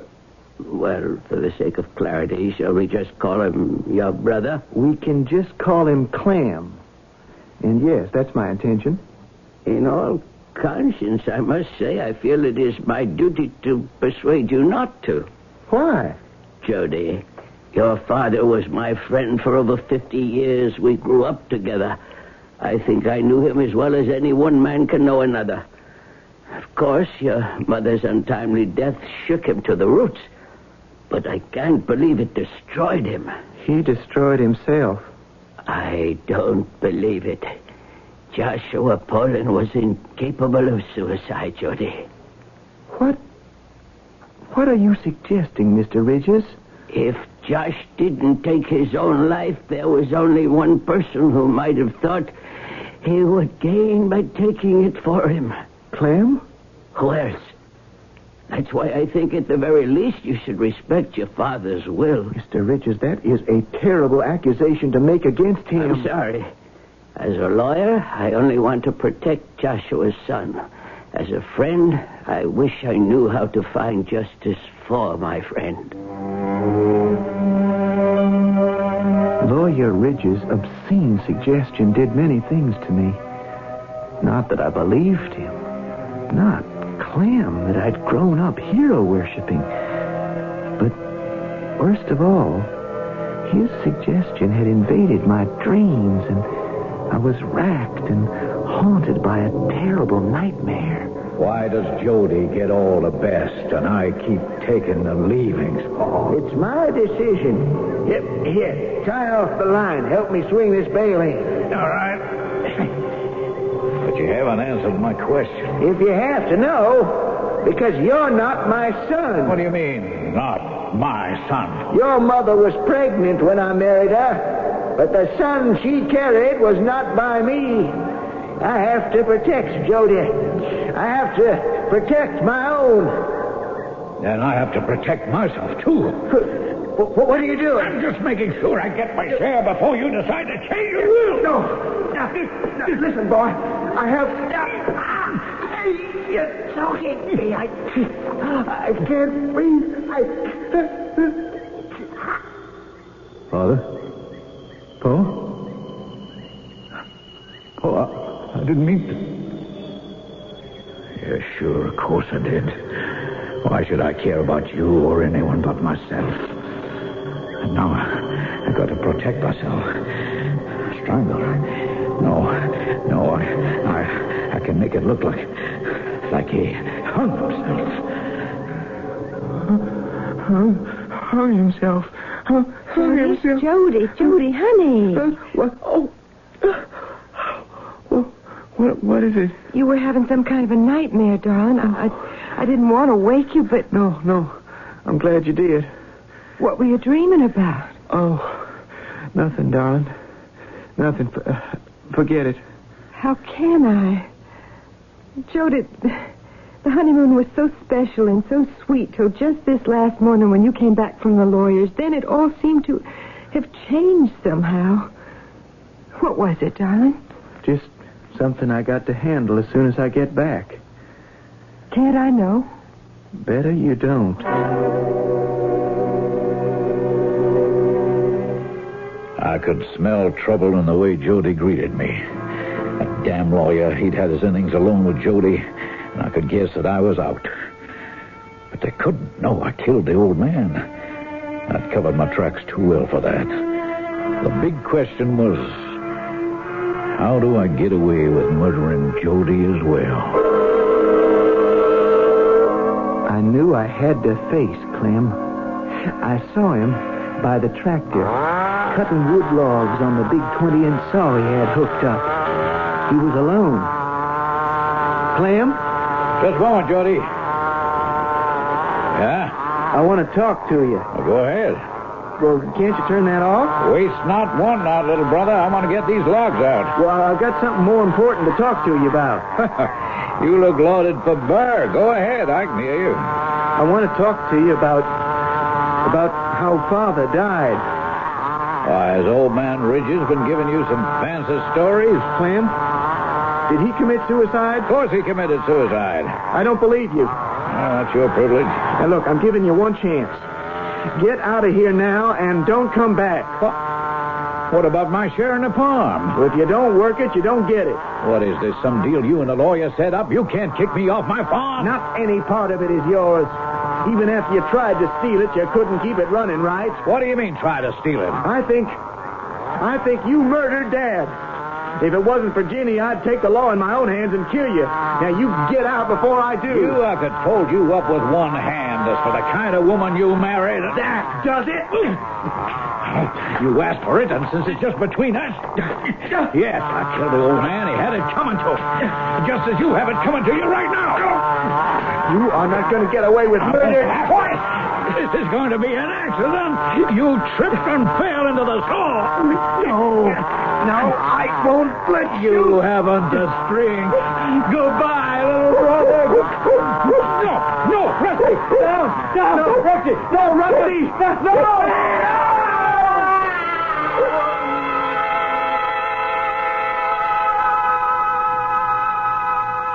Lawyer Ridges, what are you doing here on the farm?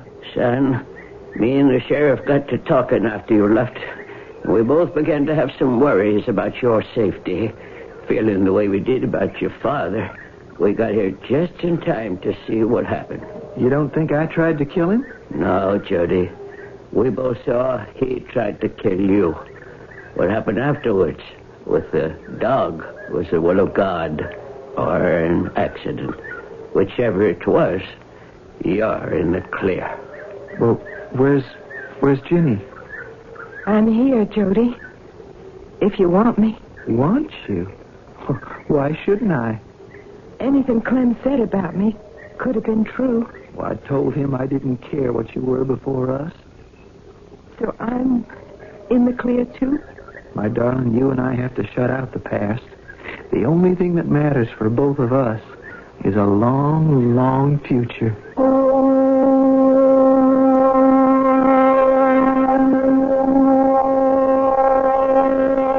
All of us have hidden corners, buried shadows, which can haunt and torment us. Most of them are not serious enough to haul out into the light of day. But when they are deep and troubling enough, when individual effort is not enough to exorcise them, sometimes a violent explosion that reveals all the festering, concealed sores is the only way to find adjustment and content. I'll be back shortly. In the beginning, I speculated which commandment is the most often broken. Now, in the end, I find myself not speculating, but knowing that the one which must be the least broken is the sixth commandment. Thou shalt not commit murder. It is, of course, the one which never should be broken. But that would be asking for perfection.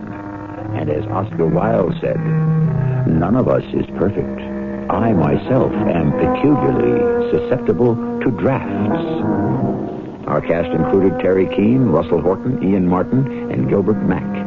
The entire production was under the direction of Hyman Brown.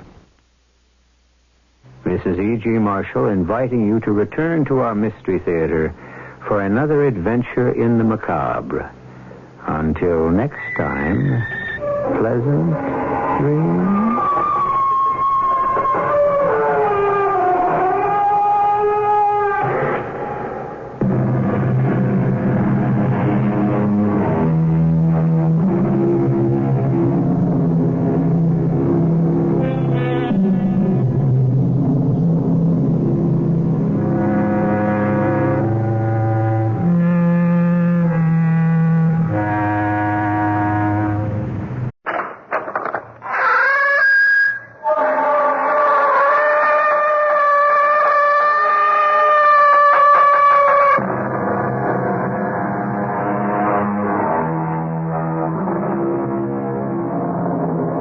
Come in.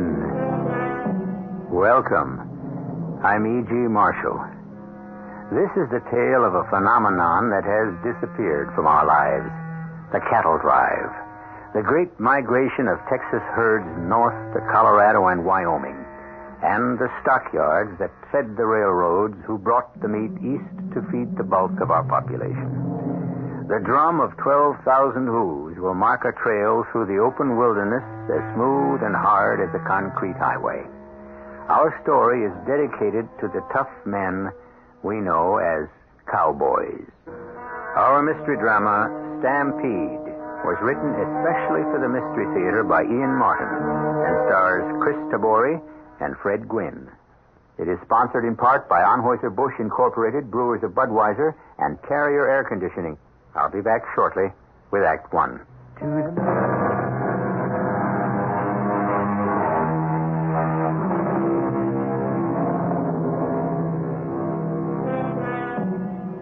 By 1865, the armies were dispersing. The men were winding their way home, tired, dispirited, and shattered at killing their brothers. The Union soldier may have had some uplift in the belief that his side was victorious, if in a bloody family conflict there can be any victors. But for the men of the Confederate armies, the return home was a long, weary road, with no hope left and very little joy. So Ned Parsons, volunteered at 17 and not yet 21, found his return to the Texas farm he had left with his father some 4 years ago. Who is it? I ain't surprised you wouldn't remember me. You forgot my father soon enough, I hear. Ned? Ned, is that you? I reckon I can't say no. Ned! Ned, boy!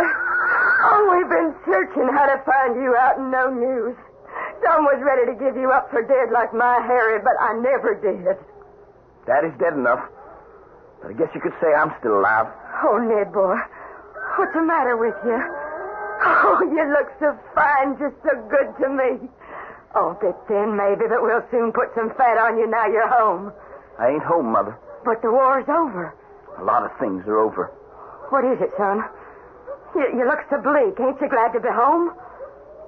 All the long way, I thought how good it'd be to see you and Sammy and Jenny and Sue. I thought about how Daddy was gone. But I figure I'd done a heap of growing up these past years, and I was most about ready to take his place. Till I got to town and found that somebody else had already taken over you, my sisters and brothers, my dad's place, and my whole family. Oh, Ned, you gotta understand. Mom, you can't ask anyone who lived through Vicksburg or any campaign to accept some copper John who moves in while the rest of us was bleeding like Dad, dying for a cause. Stop it! Stop it! What good did this war do but split us all, a whole country apart? What sense did it make? I lost your father. I thought I'd lost you.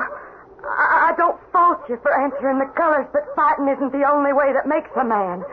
Give yourself a chance to meet Jim. No, sir. No, sir, not anyway. But now you're home. I'm home, just long enough to pick up old Baldy. I reckon he's still my horse. My daddy gave him to me. Of course he's your horse, Ned, but this is also your home and the rest of the family. No, I'm sorry, Mom. I just don't have the stomach. Now, you listen to me, Ned Parsons. I got a right to say my piece. I got 5 young'uns beside you, and for 4 long years I tried to hold this farm together. With your father dead and the 4 other young'uns' sake, I had to have a man to keep it going. Well, you could have hired one. What would I have paid him with? You made your choice. Now, I'm making mine. I ain't here to argue, just to haul on out. Baldy in the corral? Yeah, but... Well, I got to return this horse I borrowed. I'll just saddle up old Baldy and leave the other back to town. Then what are you going to do? I hear tell Mr. Brenner is taking a big cattle drive north. I figured to sign on with him, if he'll have me. Well, that means you'll be gone over 6 months. Then what? I don't rightly know. Maybe I'm wrong to be bitter, but it's the way I feel. I don't ever expect to find my way home again.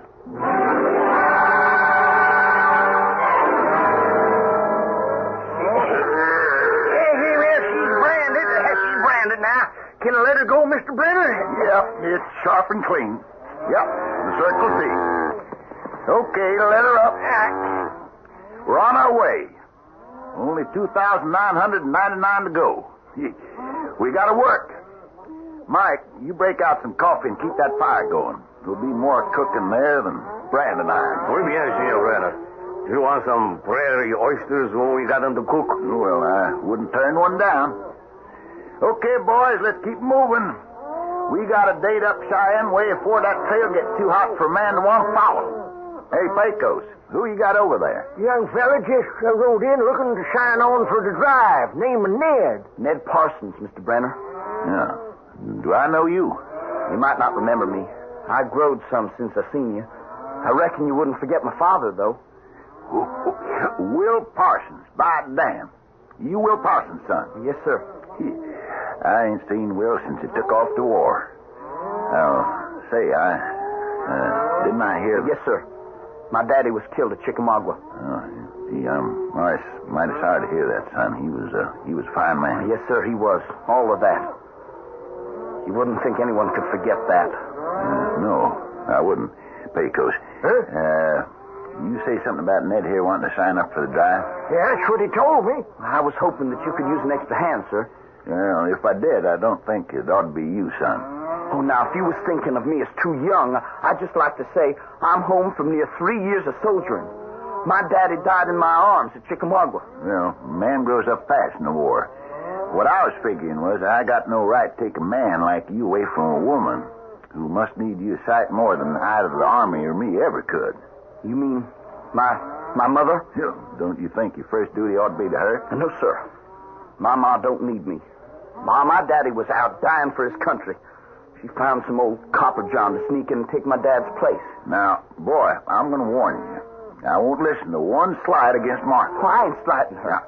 She's married decent enough for sure. All I'm doing is faulting her. And that's the last I'm saying, except, well, she don't need me. Could you find a place for me? Well, it's a long haul to a far country. That's what I'm looking for. It's almighty lonely. And all work. That suits me fine. Coming out of the war between the states, you ought to have time to, maybe see some gals. Let down a bit. I got some long thinking to do, sir. And women don't set right good with me at the moment. We could use them, Mr. Brenner. Well, yeah, that's just what we're going to do. We'll start them off on left drag. You'll be eating dust all the way north. But once we get moving, I'll rotate. Now make sure he's got a good gun and bedroll. Now all we're waiting on is finishing the branding. And we're ready to roll.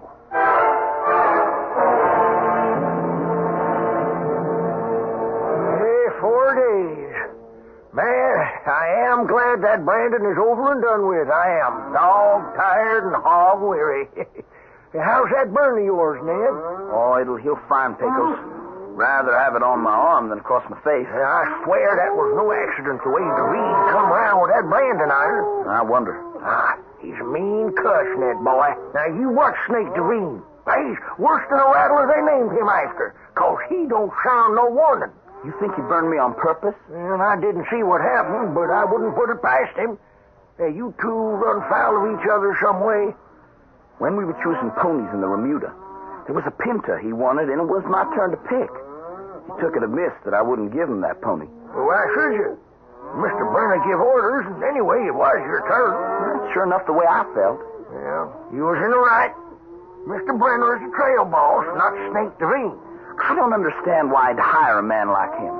Because, son, he's the best point man this side of the Pecos. Now, he may be ugly and ornery, but someday when them dumb loco cows take it into their minds to stampede, you might just be glad to have someone tough as Snake to turn them back. Now, I seen him ride into a herd and face him up eyeball with a lead steer and drop him with a shot through the skull that stopped them cattle before they tore up half the territory. Boy, that takes guts. All right, he's got guts. That don't mean I have to like him. Yeah, don't go looking for quarrels unless they're forced on you, Ned. The drive is a long time, and a man's got to keep a level head.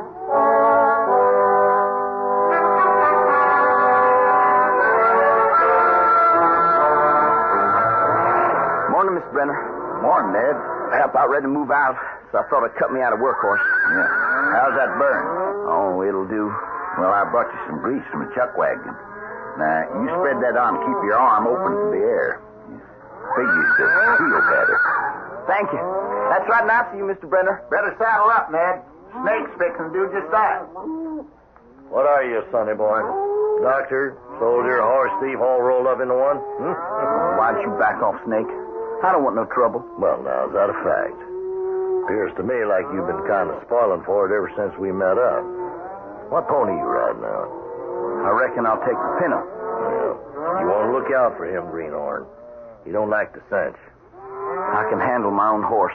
Wise up, tenderfoot. Let a man who knows horses handle him. Now, I told you, you should have let me pick Apache there. Now, why don't we face to it and make a deal, huh? You let me have him in my strength. No. Now, we don't want to start out on the drive with bad feelings, do we? As far as I'm concerned, we already have. Well, what's that? Oh, that's Cookie's bell, but this time it isn't for us to eat. We're ready to pull out.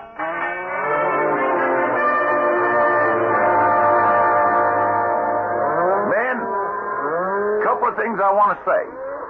You're all cowboys. And to me, that means hands to 10 cows. Nothing else. You got any whiskey? Better drink it now. It's the last you'll have for months.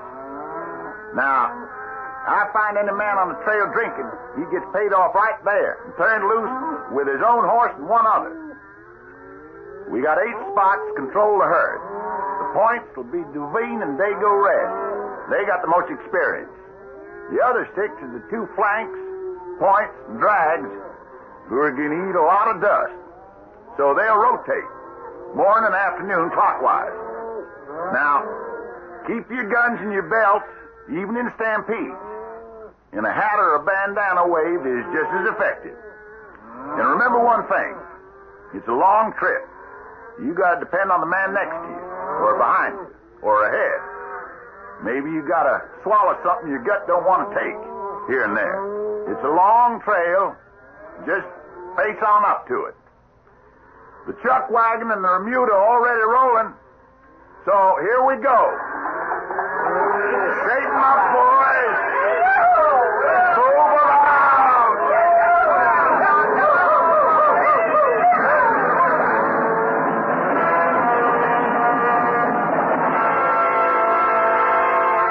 It's a vanished tradition, of course. But in the days when it existed, the cattle drive was of enormous importance to the economy of our country. And the men who contributed to it were the pioneers of the 19th century. They had one advantage over our pioneers of the 20th. They were concerned in construction. So much of this century is centered on destruction. I will return shortly with Act Two.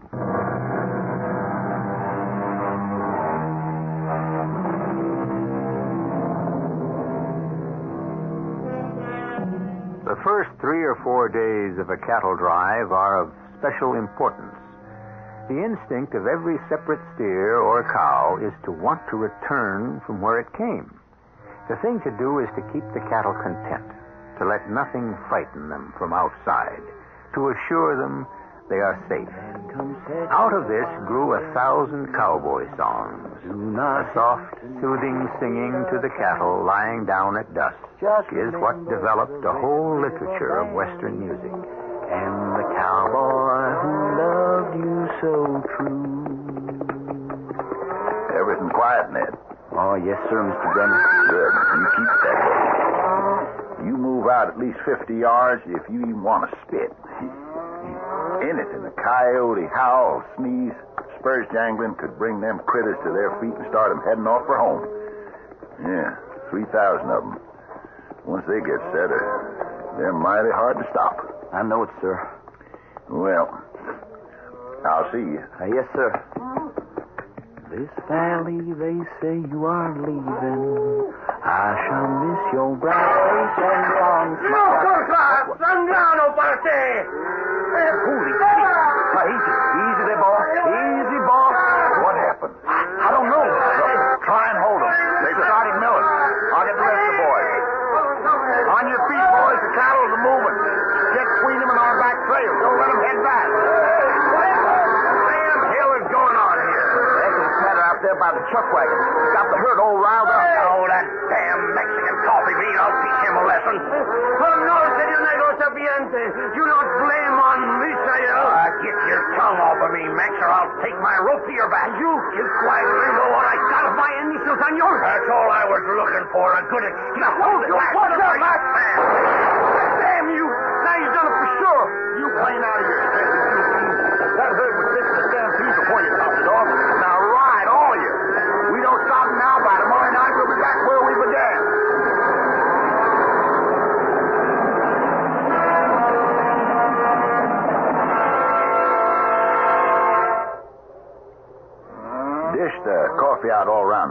and put the pot back in the wagon, huh? Si, Senor Brana. But listen, now don't none of you get any idea this here's any party. It's more in the nature of a court. Now, we're just lucky we headed off that route, but it cost us 5 head. 2 we had to shoot, 3 got trampled. And on top of that, we're going to lose a full day while the cattle rest up, and the hands. Now, I want to know how come there was all that clatter of pots. Well, ask Mike. Came from his wagon. Sure, but you make it. Duveen? How? He was looking for my whiskey. That's a bare-faced lie. Mike, you got whiskey in your wagon? Sure. Always I carry it. In spite of what I said before we moved out. It's not for drinking. It's for, what you say, medicine if someone is hurt. Will you listen to that? Senor Brenner, you can smell my breath. And why if I go for my whiskey when I know where it is, I am so clumsy, knock down my own pots and pans? Well, what do you got to say to that, Duveen? Well, you going to take the word of a white man over some lousy Mex? What? I wasn't near his wagon. Ned, you were closest. What do you think? Well, it was dark, Mr. Brenner. I only heard the noise. I didn't see who caused it. But what, son? Well, when Snake Devine here rode up, he come from the direction of the chuck wagon. I put my money on Mike's word against his. Why, you lily-livered hag... You can stop right there, Duveen. I know if it hadn't been for you last night, we'd have never got them cattle there stopped. And we sure as hell can't head for Cheyenne without a cook. So let's write this one off, huh? Excepting for one thing. You're coming with me right now, Mike, and get that whiskey and empty it out on the ground. That way, no one's going to be tempted in any more accidents. Now, come on. Si, Senor Brenner. I'm going to tell you something there, soldier boy. What's that? I ain't got no forgiving nature like Mr. Brenner there. You got a big mouth. It's a long trail, and I got a long memory. So next time I burn you, it won't be with no branding iron. It'll be just plain hot lead.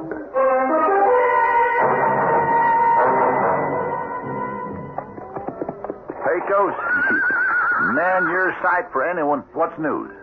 I ain't seen hide in a hair of you for 2 weeks. Yeah, well, that's right. Ever since we reached Colorado territory, how's the drive? It's settled down, moving along. More than halfway there. Cattle look pretty good. Yeah, tolerable. They could use some water. Been a long, dry spell the last 60 miles. You gonna tell me there's none up ahead, huh? No water you got. Now, you can fetch that by tomorrow. Well, the herd's restless. They can smell it. Which pass do I take? Well, now, there's 2 rocks you can just see sticking up ahead there now. Call them the Twin Owls. Now, the draw to the right looks real dandy. Only trouble is, it ends in a bluff, drops away 500 to 600 feet. It's dead end. That's a mighty fine name for it. And the other pass? It's crawling with Comanches. That's what held me up getting back to you. And now there's some settlements in there, and, well, God help the folks in them. Just scattered farms. Is that a full war party? Oh, yes, sir. Headed our way? Well, I'm afraid so, and not far off my trail. Now, I'd get set up for an attack at sundown.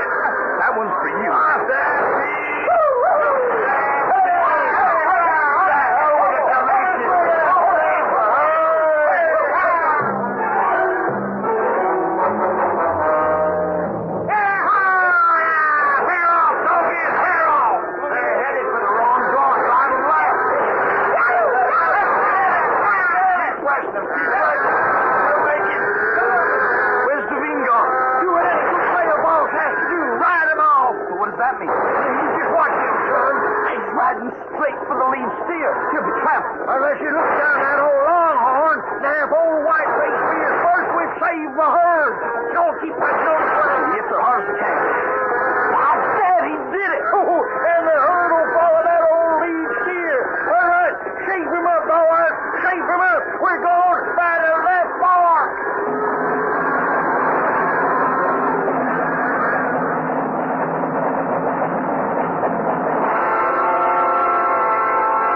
Mr. Brenner sent me back to see what you wanted, Pecos. What is it? There's something I don't rightly know how to handle, boy. How's Mike? Well, his shoulder's pretty bad. Can't get the arrowhead out. Oh, them Injuns. The only reason they had no heart for battle and took off once we turned the herd is right back up the hill there. The settler's farmhouse burned. All the outbuildings. Yeah, and the settler himself, dead and scalped. Just his young wife left alive behind. We finished it all off. Beet farmer. Stampede went straight across his fields. What the engine left behind, we wiped out. Except that girl. She's the only one left alive? Yeah, she real shook up. You know, maybe you could get her to talk, being more of her age. Ma'am? Yes? I'd like to introduce myself. My name is Ned Parsons. My name is Ellie Tate. I mean Ellie Gottschalk. Those savages, they killed my husband. Well, not more savage than us. Our cattle sure killed off your beet crop. You look like you could use something to eat, ma'am. Or at least some coffee. I should be asking you in for that, but there's nothing left. Oh, what am I going to do now? Oh, now, don't you worry about it none, ma'am. We'll help somehow. Oh, here comes our trail boss now. Mr. Brenner, this here is Mrs. Ellie Gottschalk. Just make it Ellie Tate. I guess the Gottschalk part doesn't signify anymore. How do, ma'am? I'm sincerely sorry for the damage our herd has done and for everything else you've gone through. I thank you kindly. How did you escape? Well, I was by the barn when the Injuns came. They killed my husband right off, and then they had torches they were setting to everything. While they were driving off the animals and the horses, I got away to the river and hid under a ledge where I do my washing. Oh, I see. What do you figure you do now, Mrs. Tate? Oh, well, we could make it, Ellie. First off, I got to bury my husband. Oh, now, we're going to take care of that, ma'am. Oh, you're right kind. And then I have a sister in Denver. If I could get there somehow. Catch her now. Yeah, I have her, sir. Oh, she's just wore out and starved. Can't we take her with us, sir? Well, we owe her something for that crop of steers flattened. Besides. Yes, sir? Well, with Mike hurt, he's going to need some help with the cooking.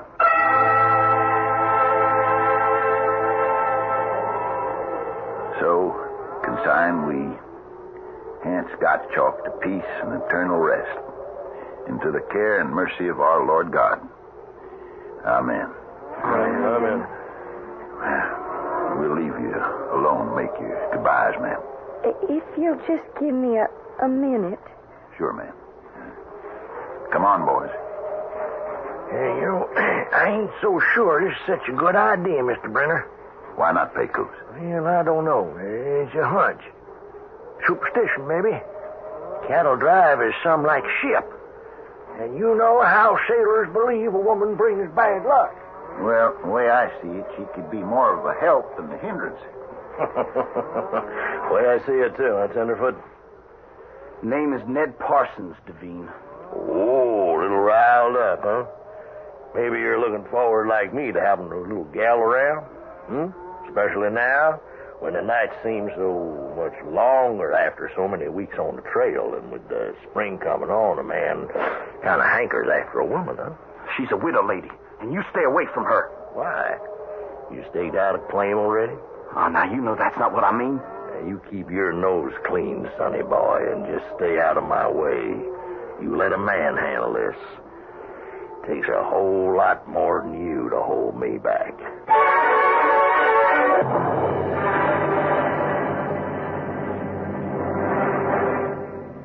Strangely prophetic words from Snake Duvine's lips, if he only knew it.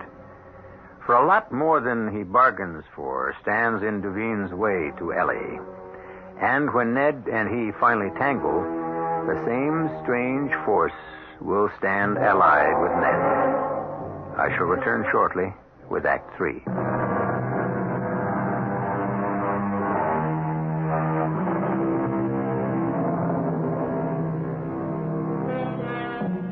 During the first week on the drive, Ellie Tate moved like a woman in a daze, in another world, as indeed she was. But as the bitter memories faded a little, and she started to eat again, she became alive once more. Particularly since with Mike's open festering arrow wound, there was more and more need for her to cook the food for the hands. Now at the end of the day, with the evening meal over and the night riders out, Ellie threads her way past the campfire, through the shadows of a small clump of aspen, just coming in leaf. Well, now what'd I do? Scare you, Miss Ellie? You sure did. Hiding out like that. Well, I wasn't hiding.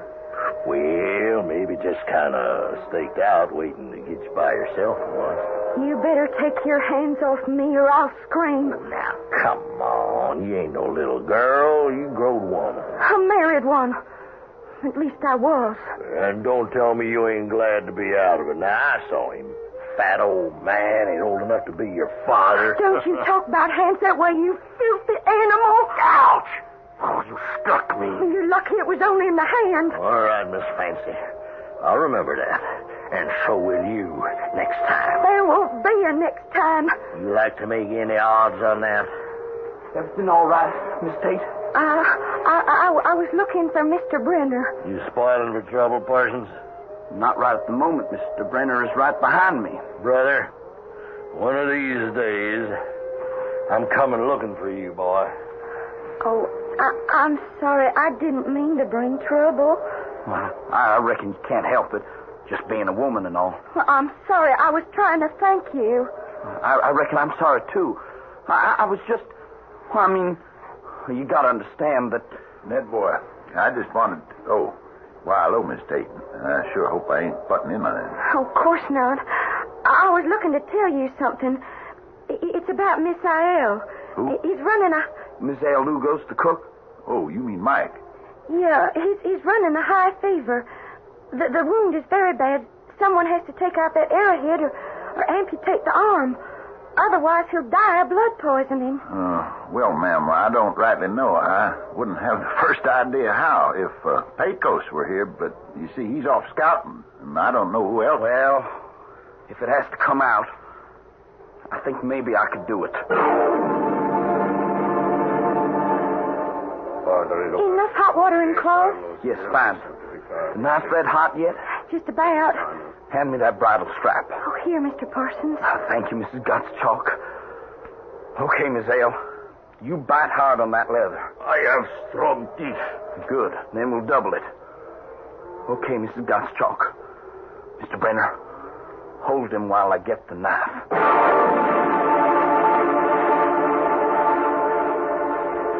You should get some sleep. Oh, I can't sleep after that. You were magnificent. I only did what had to be done. Oh, you were still magnificent. Oh, I'm embarrassing you. No, ma'am. Well, then what? You don't like me? Oh, you don't like women. I didn't say that. You don't have to. You're polite and you'd protect us, but you don't like us. I've known that since we first met. I don't like women who forget the marriage vows. But you... Oh, no. You can't seriously think I was being a coquette. Well, nothing was further from...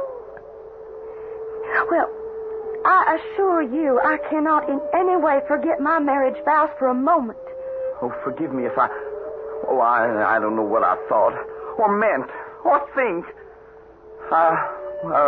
We're pretty far from camp. I better walk you back. I can find my own way back. Oh, yeah, but... I'd prefer it if you'd leave me alone. All right. Maybe it's better for both of us if I do. Well, that's what you get for playing around with boys, Miss Tate. I told you before, the name is Mrs. Gottschalk, Duveen. Oh, hell, I can't handle them foreign names. When it come to handling a woman... Now, I warned you before. I'd scream my head off. This far out? You could be a screech owl, a coyote, a coney caught by an eagle. Besides, you ain't gonna make a sound. Not before or after I'm through with you. I'm warning you, if you touch me, you're playing with death. You think you can scare me? No, but perhaps I can. Who the hell are you? My name is Hans Gottschalk, or was. You will take your hands off my wife. But you... I'm seeing things. You're dead. You've been scalped by the Indians. Yeah. As you can see, I have no scalp, and I am dead. But I cannot rest in the grave, because I promised the little one. Well, I will not rest till she is safe. You will go now, and never come near her again. Near her. Holy snakes. Did you see what I warned you to leave me alone. I'm haunted. Do you want to be too?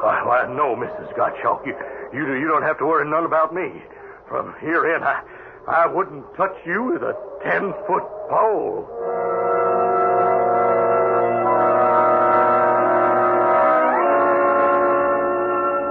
So, you think we got no problems up ahead, Pecos? No, sir. Now, you should roll right into Cheyenne about 10, 12 days from now. Fine. I reckon we're near abreast of Denver by now. I can send Miss Gottschalk on in there tomorrow. Yeah, well, Mike back to his shelf again? It appears to be. He's mended over fine the last month. Yeah. He looks good. More than I can say for little Miss Ellie. She looked kind of peaked to me. That snake giving her any trouble? No. For some reason, Duveen avoids her like the plague. She put the fear of God in him somehow. Well, that takes a heap of doing. Sure enough. Yeah, she's a lot of woman. You know, I always had a notion that her and Ned... Yeah, I think they both had more than a notion. I think they're both eating their hearts out for each other. Then why in tarnation don't they get together? I like that boy. Yeah. I love him like he was my own son. And we owe the woman something after what we did to what was left of the farm when the cattle stampeded over it. Now, that's a fact. Let's see. All right. You talk to the boy, and I'll take the girl. Mr. Brenner, I know you mean to be kind, but please, just let it be. Now, look, it's only because I feel you're fond of the boy. I love him. I admire him. I don't expect ever to meet anyone like him. For me. There. Will that satisfy you? No. Now, why do you want to pick up your skirts and run from them, Mrs. Gottschalk? Because that's who I am. You were. Wilt thou love him, comfort him, and honor, and keep him in sickness and in health, and forsaking all others, keep thee unto him? So long as ye both shall live. He didn't seek his death. You got to understand, Mr. Brenner. My father was killed in the war. My mother died. I was alone. No money, nowhere to go. Hance came to me. He was older, much older, but kind and gentle and lonely. So I went with him gladly. Only for his sake I had to tell a lie. I said I loved him. I couldn't. Not that way. One lie is enough. I won't live another. At least I can honor his memory.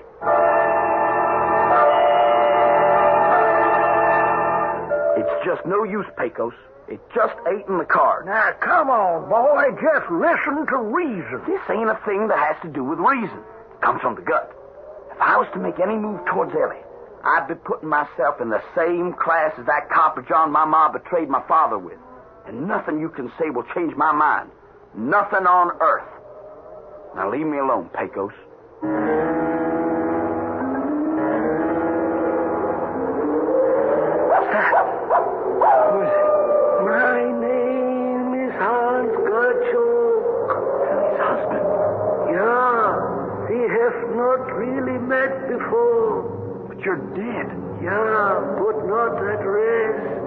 Now look, Mr. Gottschalk. If you got any idea Ellie and me is... If I said so?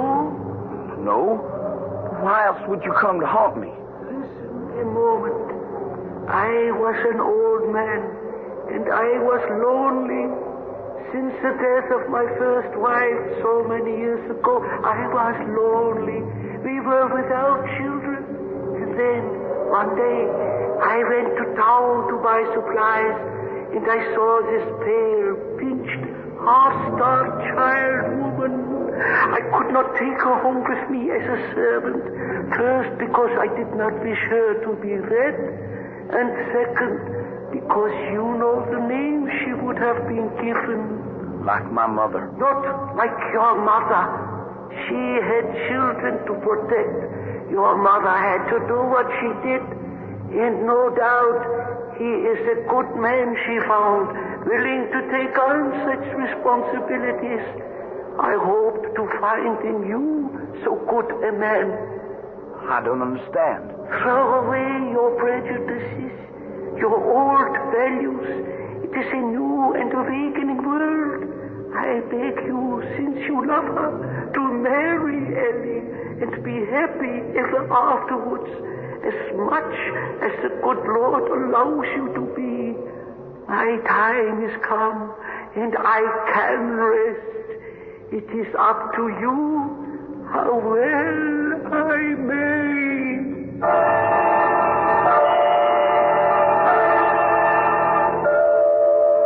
All right, boys, ride on out and get them bunched up. Round them up. Excuse me, Mr. Brenner, sir. What is it, Ned? I was just figuring to myself, with Pecos back, you could easily drop an extra hand like me for the last week. Could you consider paying me off? Why? Where are you headed? Well, you see, Ellie and me here... Mr. Brenner, the only lie I ever told in my life was that I have a sister in Denver. I just said that so maybe you'd bring me on north. Oh, well, right glad I did. But what are you going to do in Denver, a lone woman? I don't figure to be. Now, that's why I want to get paid off, sir. I got a big notion, Mr. Brenner.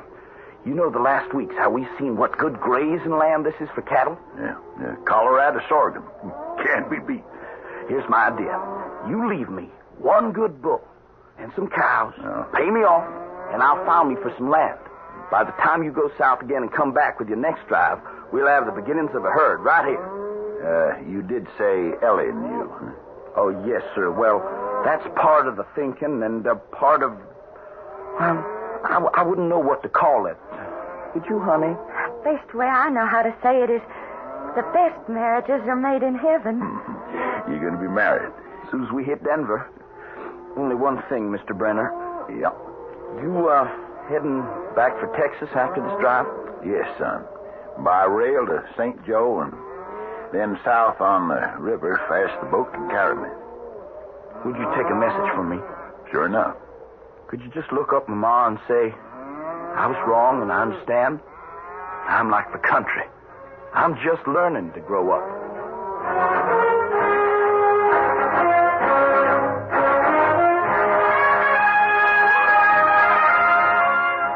Again, I leave all of you who follow our stories to decide. Was there the ghost of a kindly and simple man who met a terrible death, restless in the grave until he saw justice come to his young wife? Or, as Mr. Shakespeare's Hamlet said, are these things all in the mind? Are decisions arrived at in moments of crisis natural or supernatural?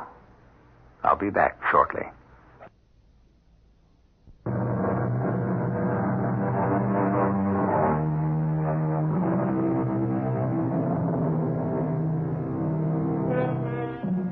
Our cast included Chris Tabori, Fred Gwynn, Catherine Byers, Gilbert Mack, and Earl Hammond. The entire production was under the direction of Hyman Brown. Radio Mystery Theater was sponsored in part by Buick Motor Division.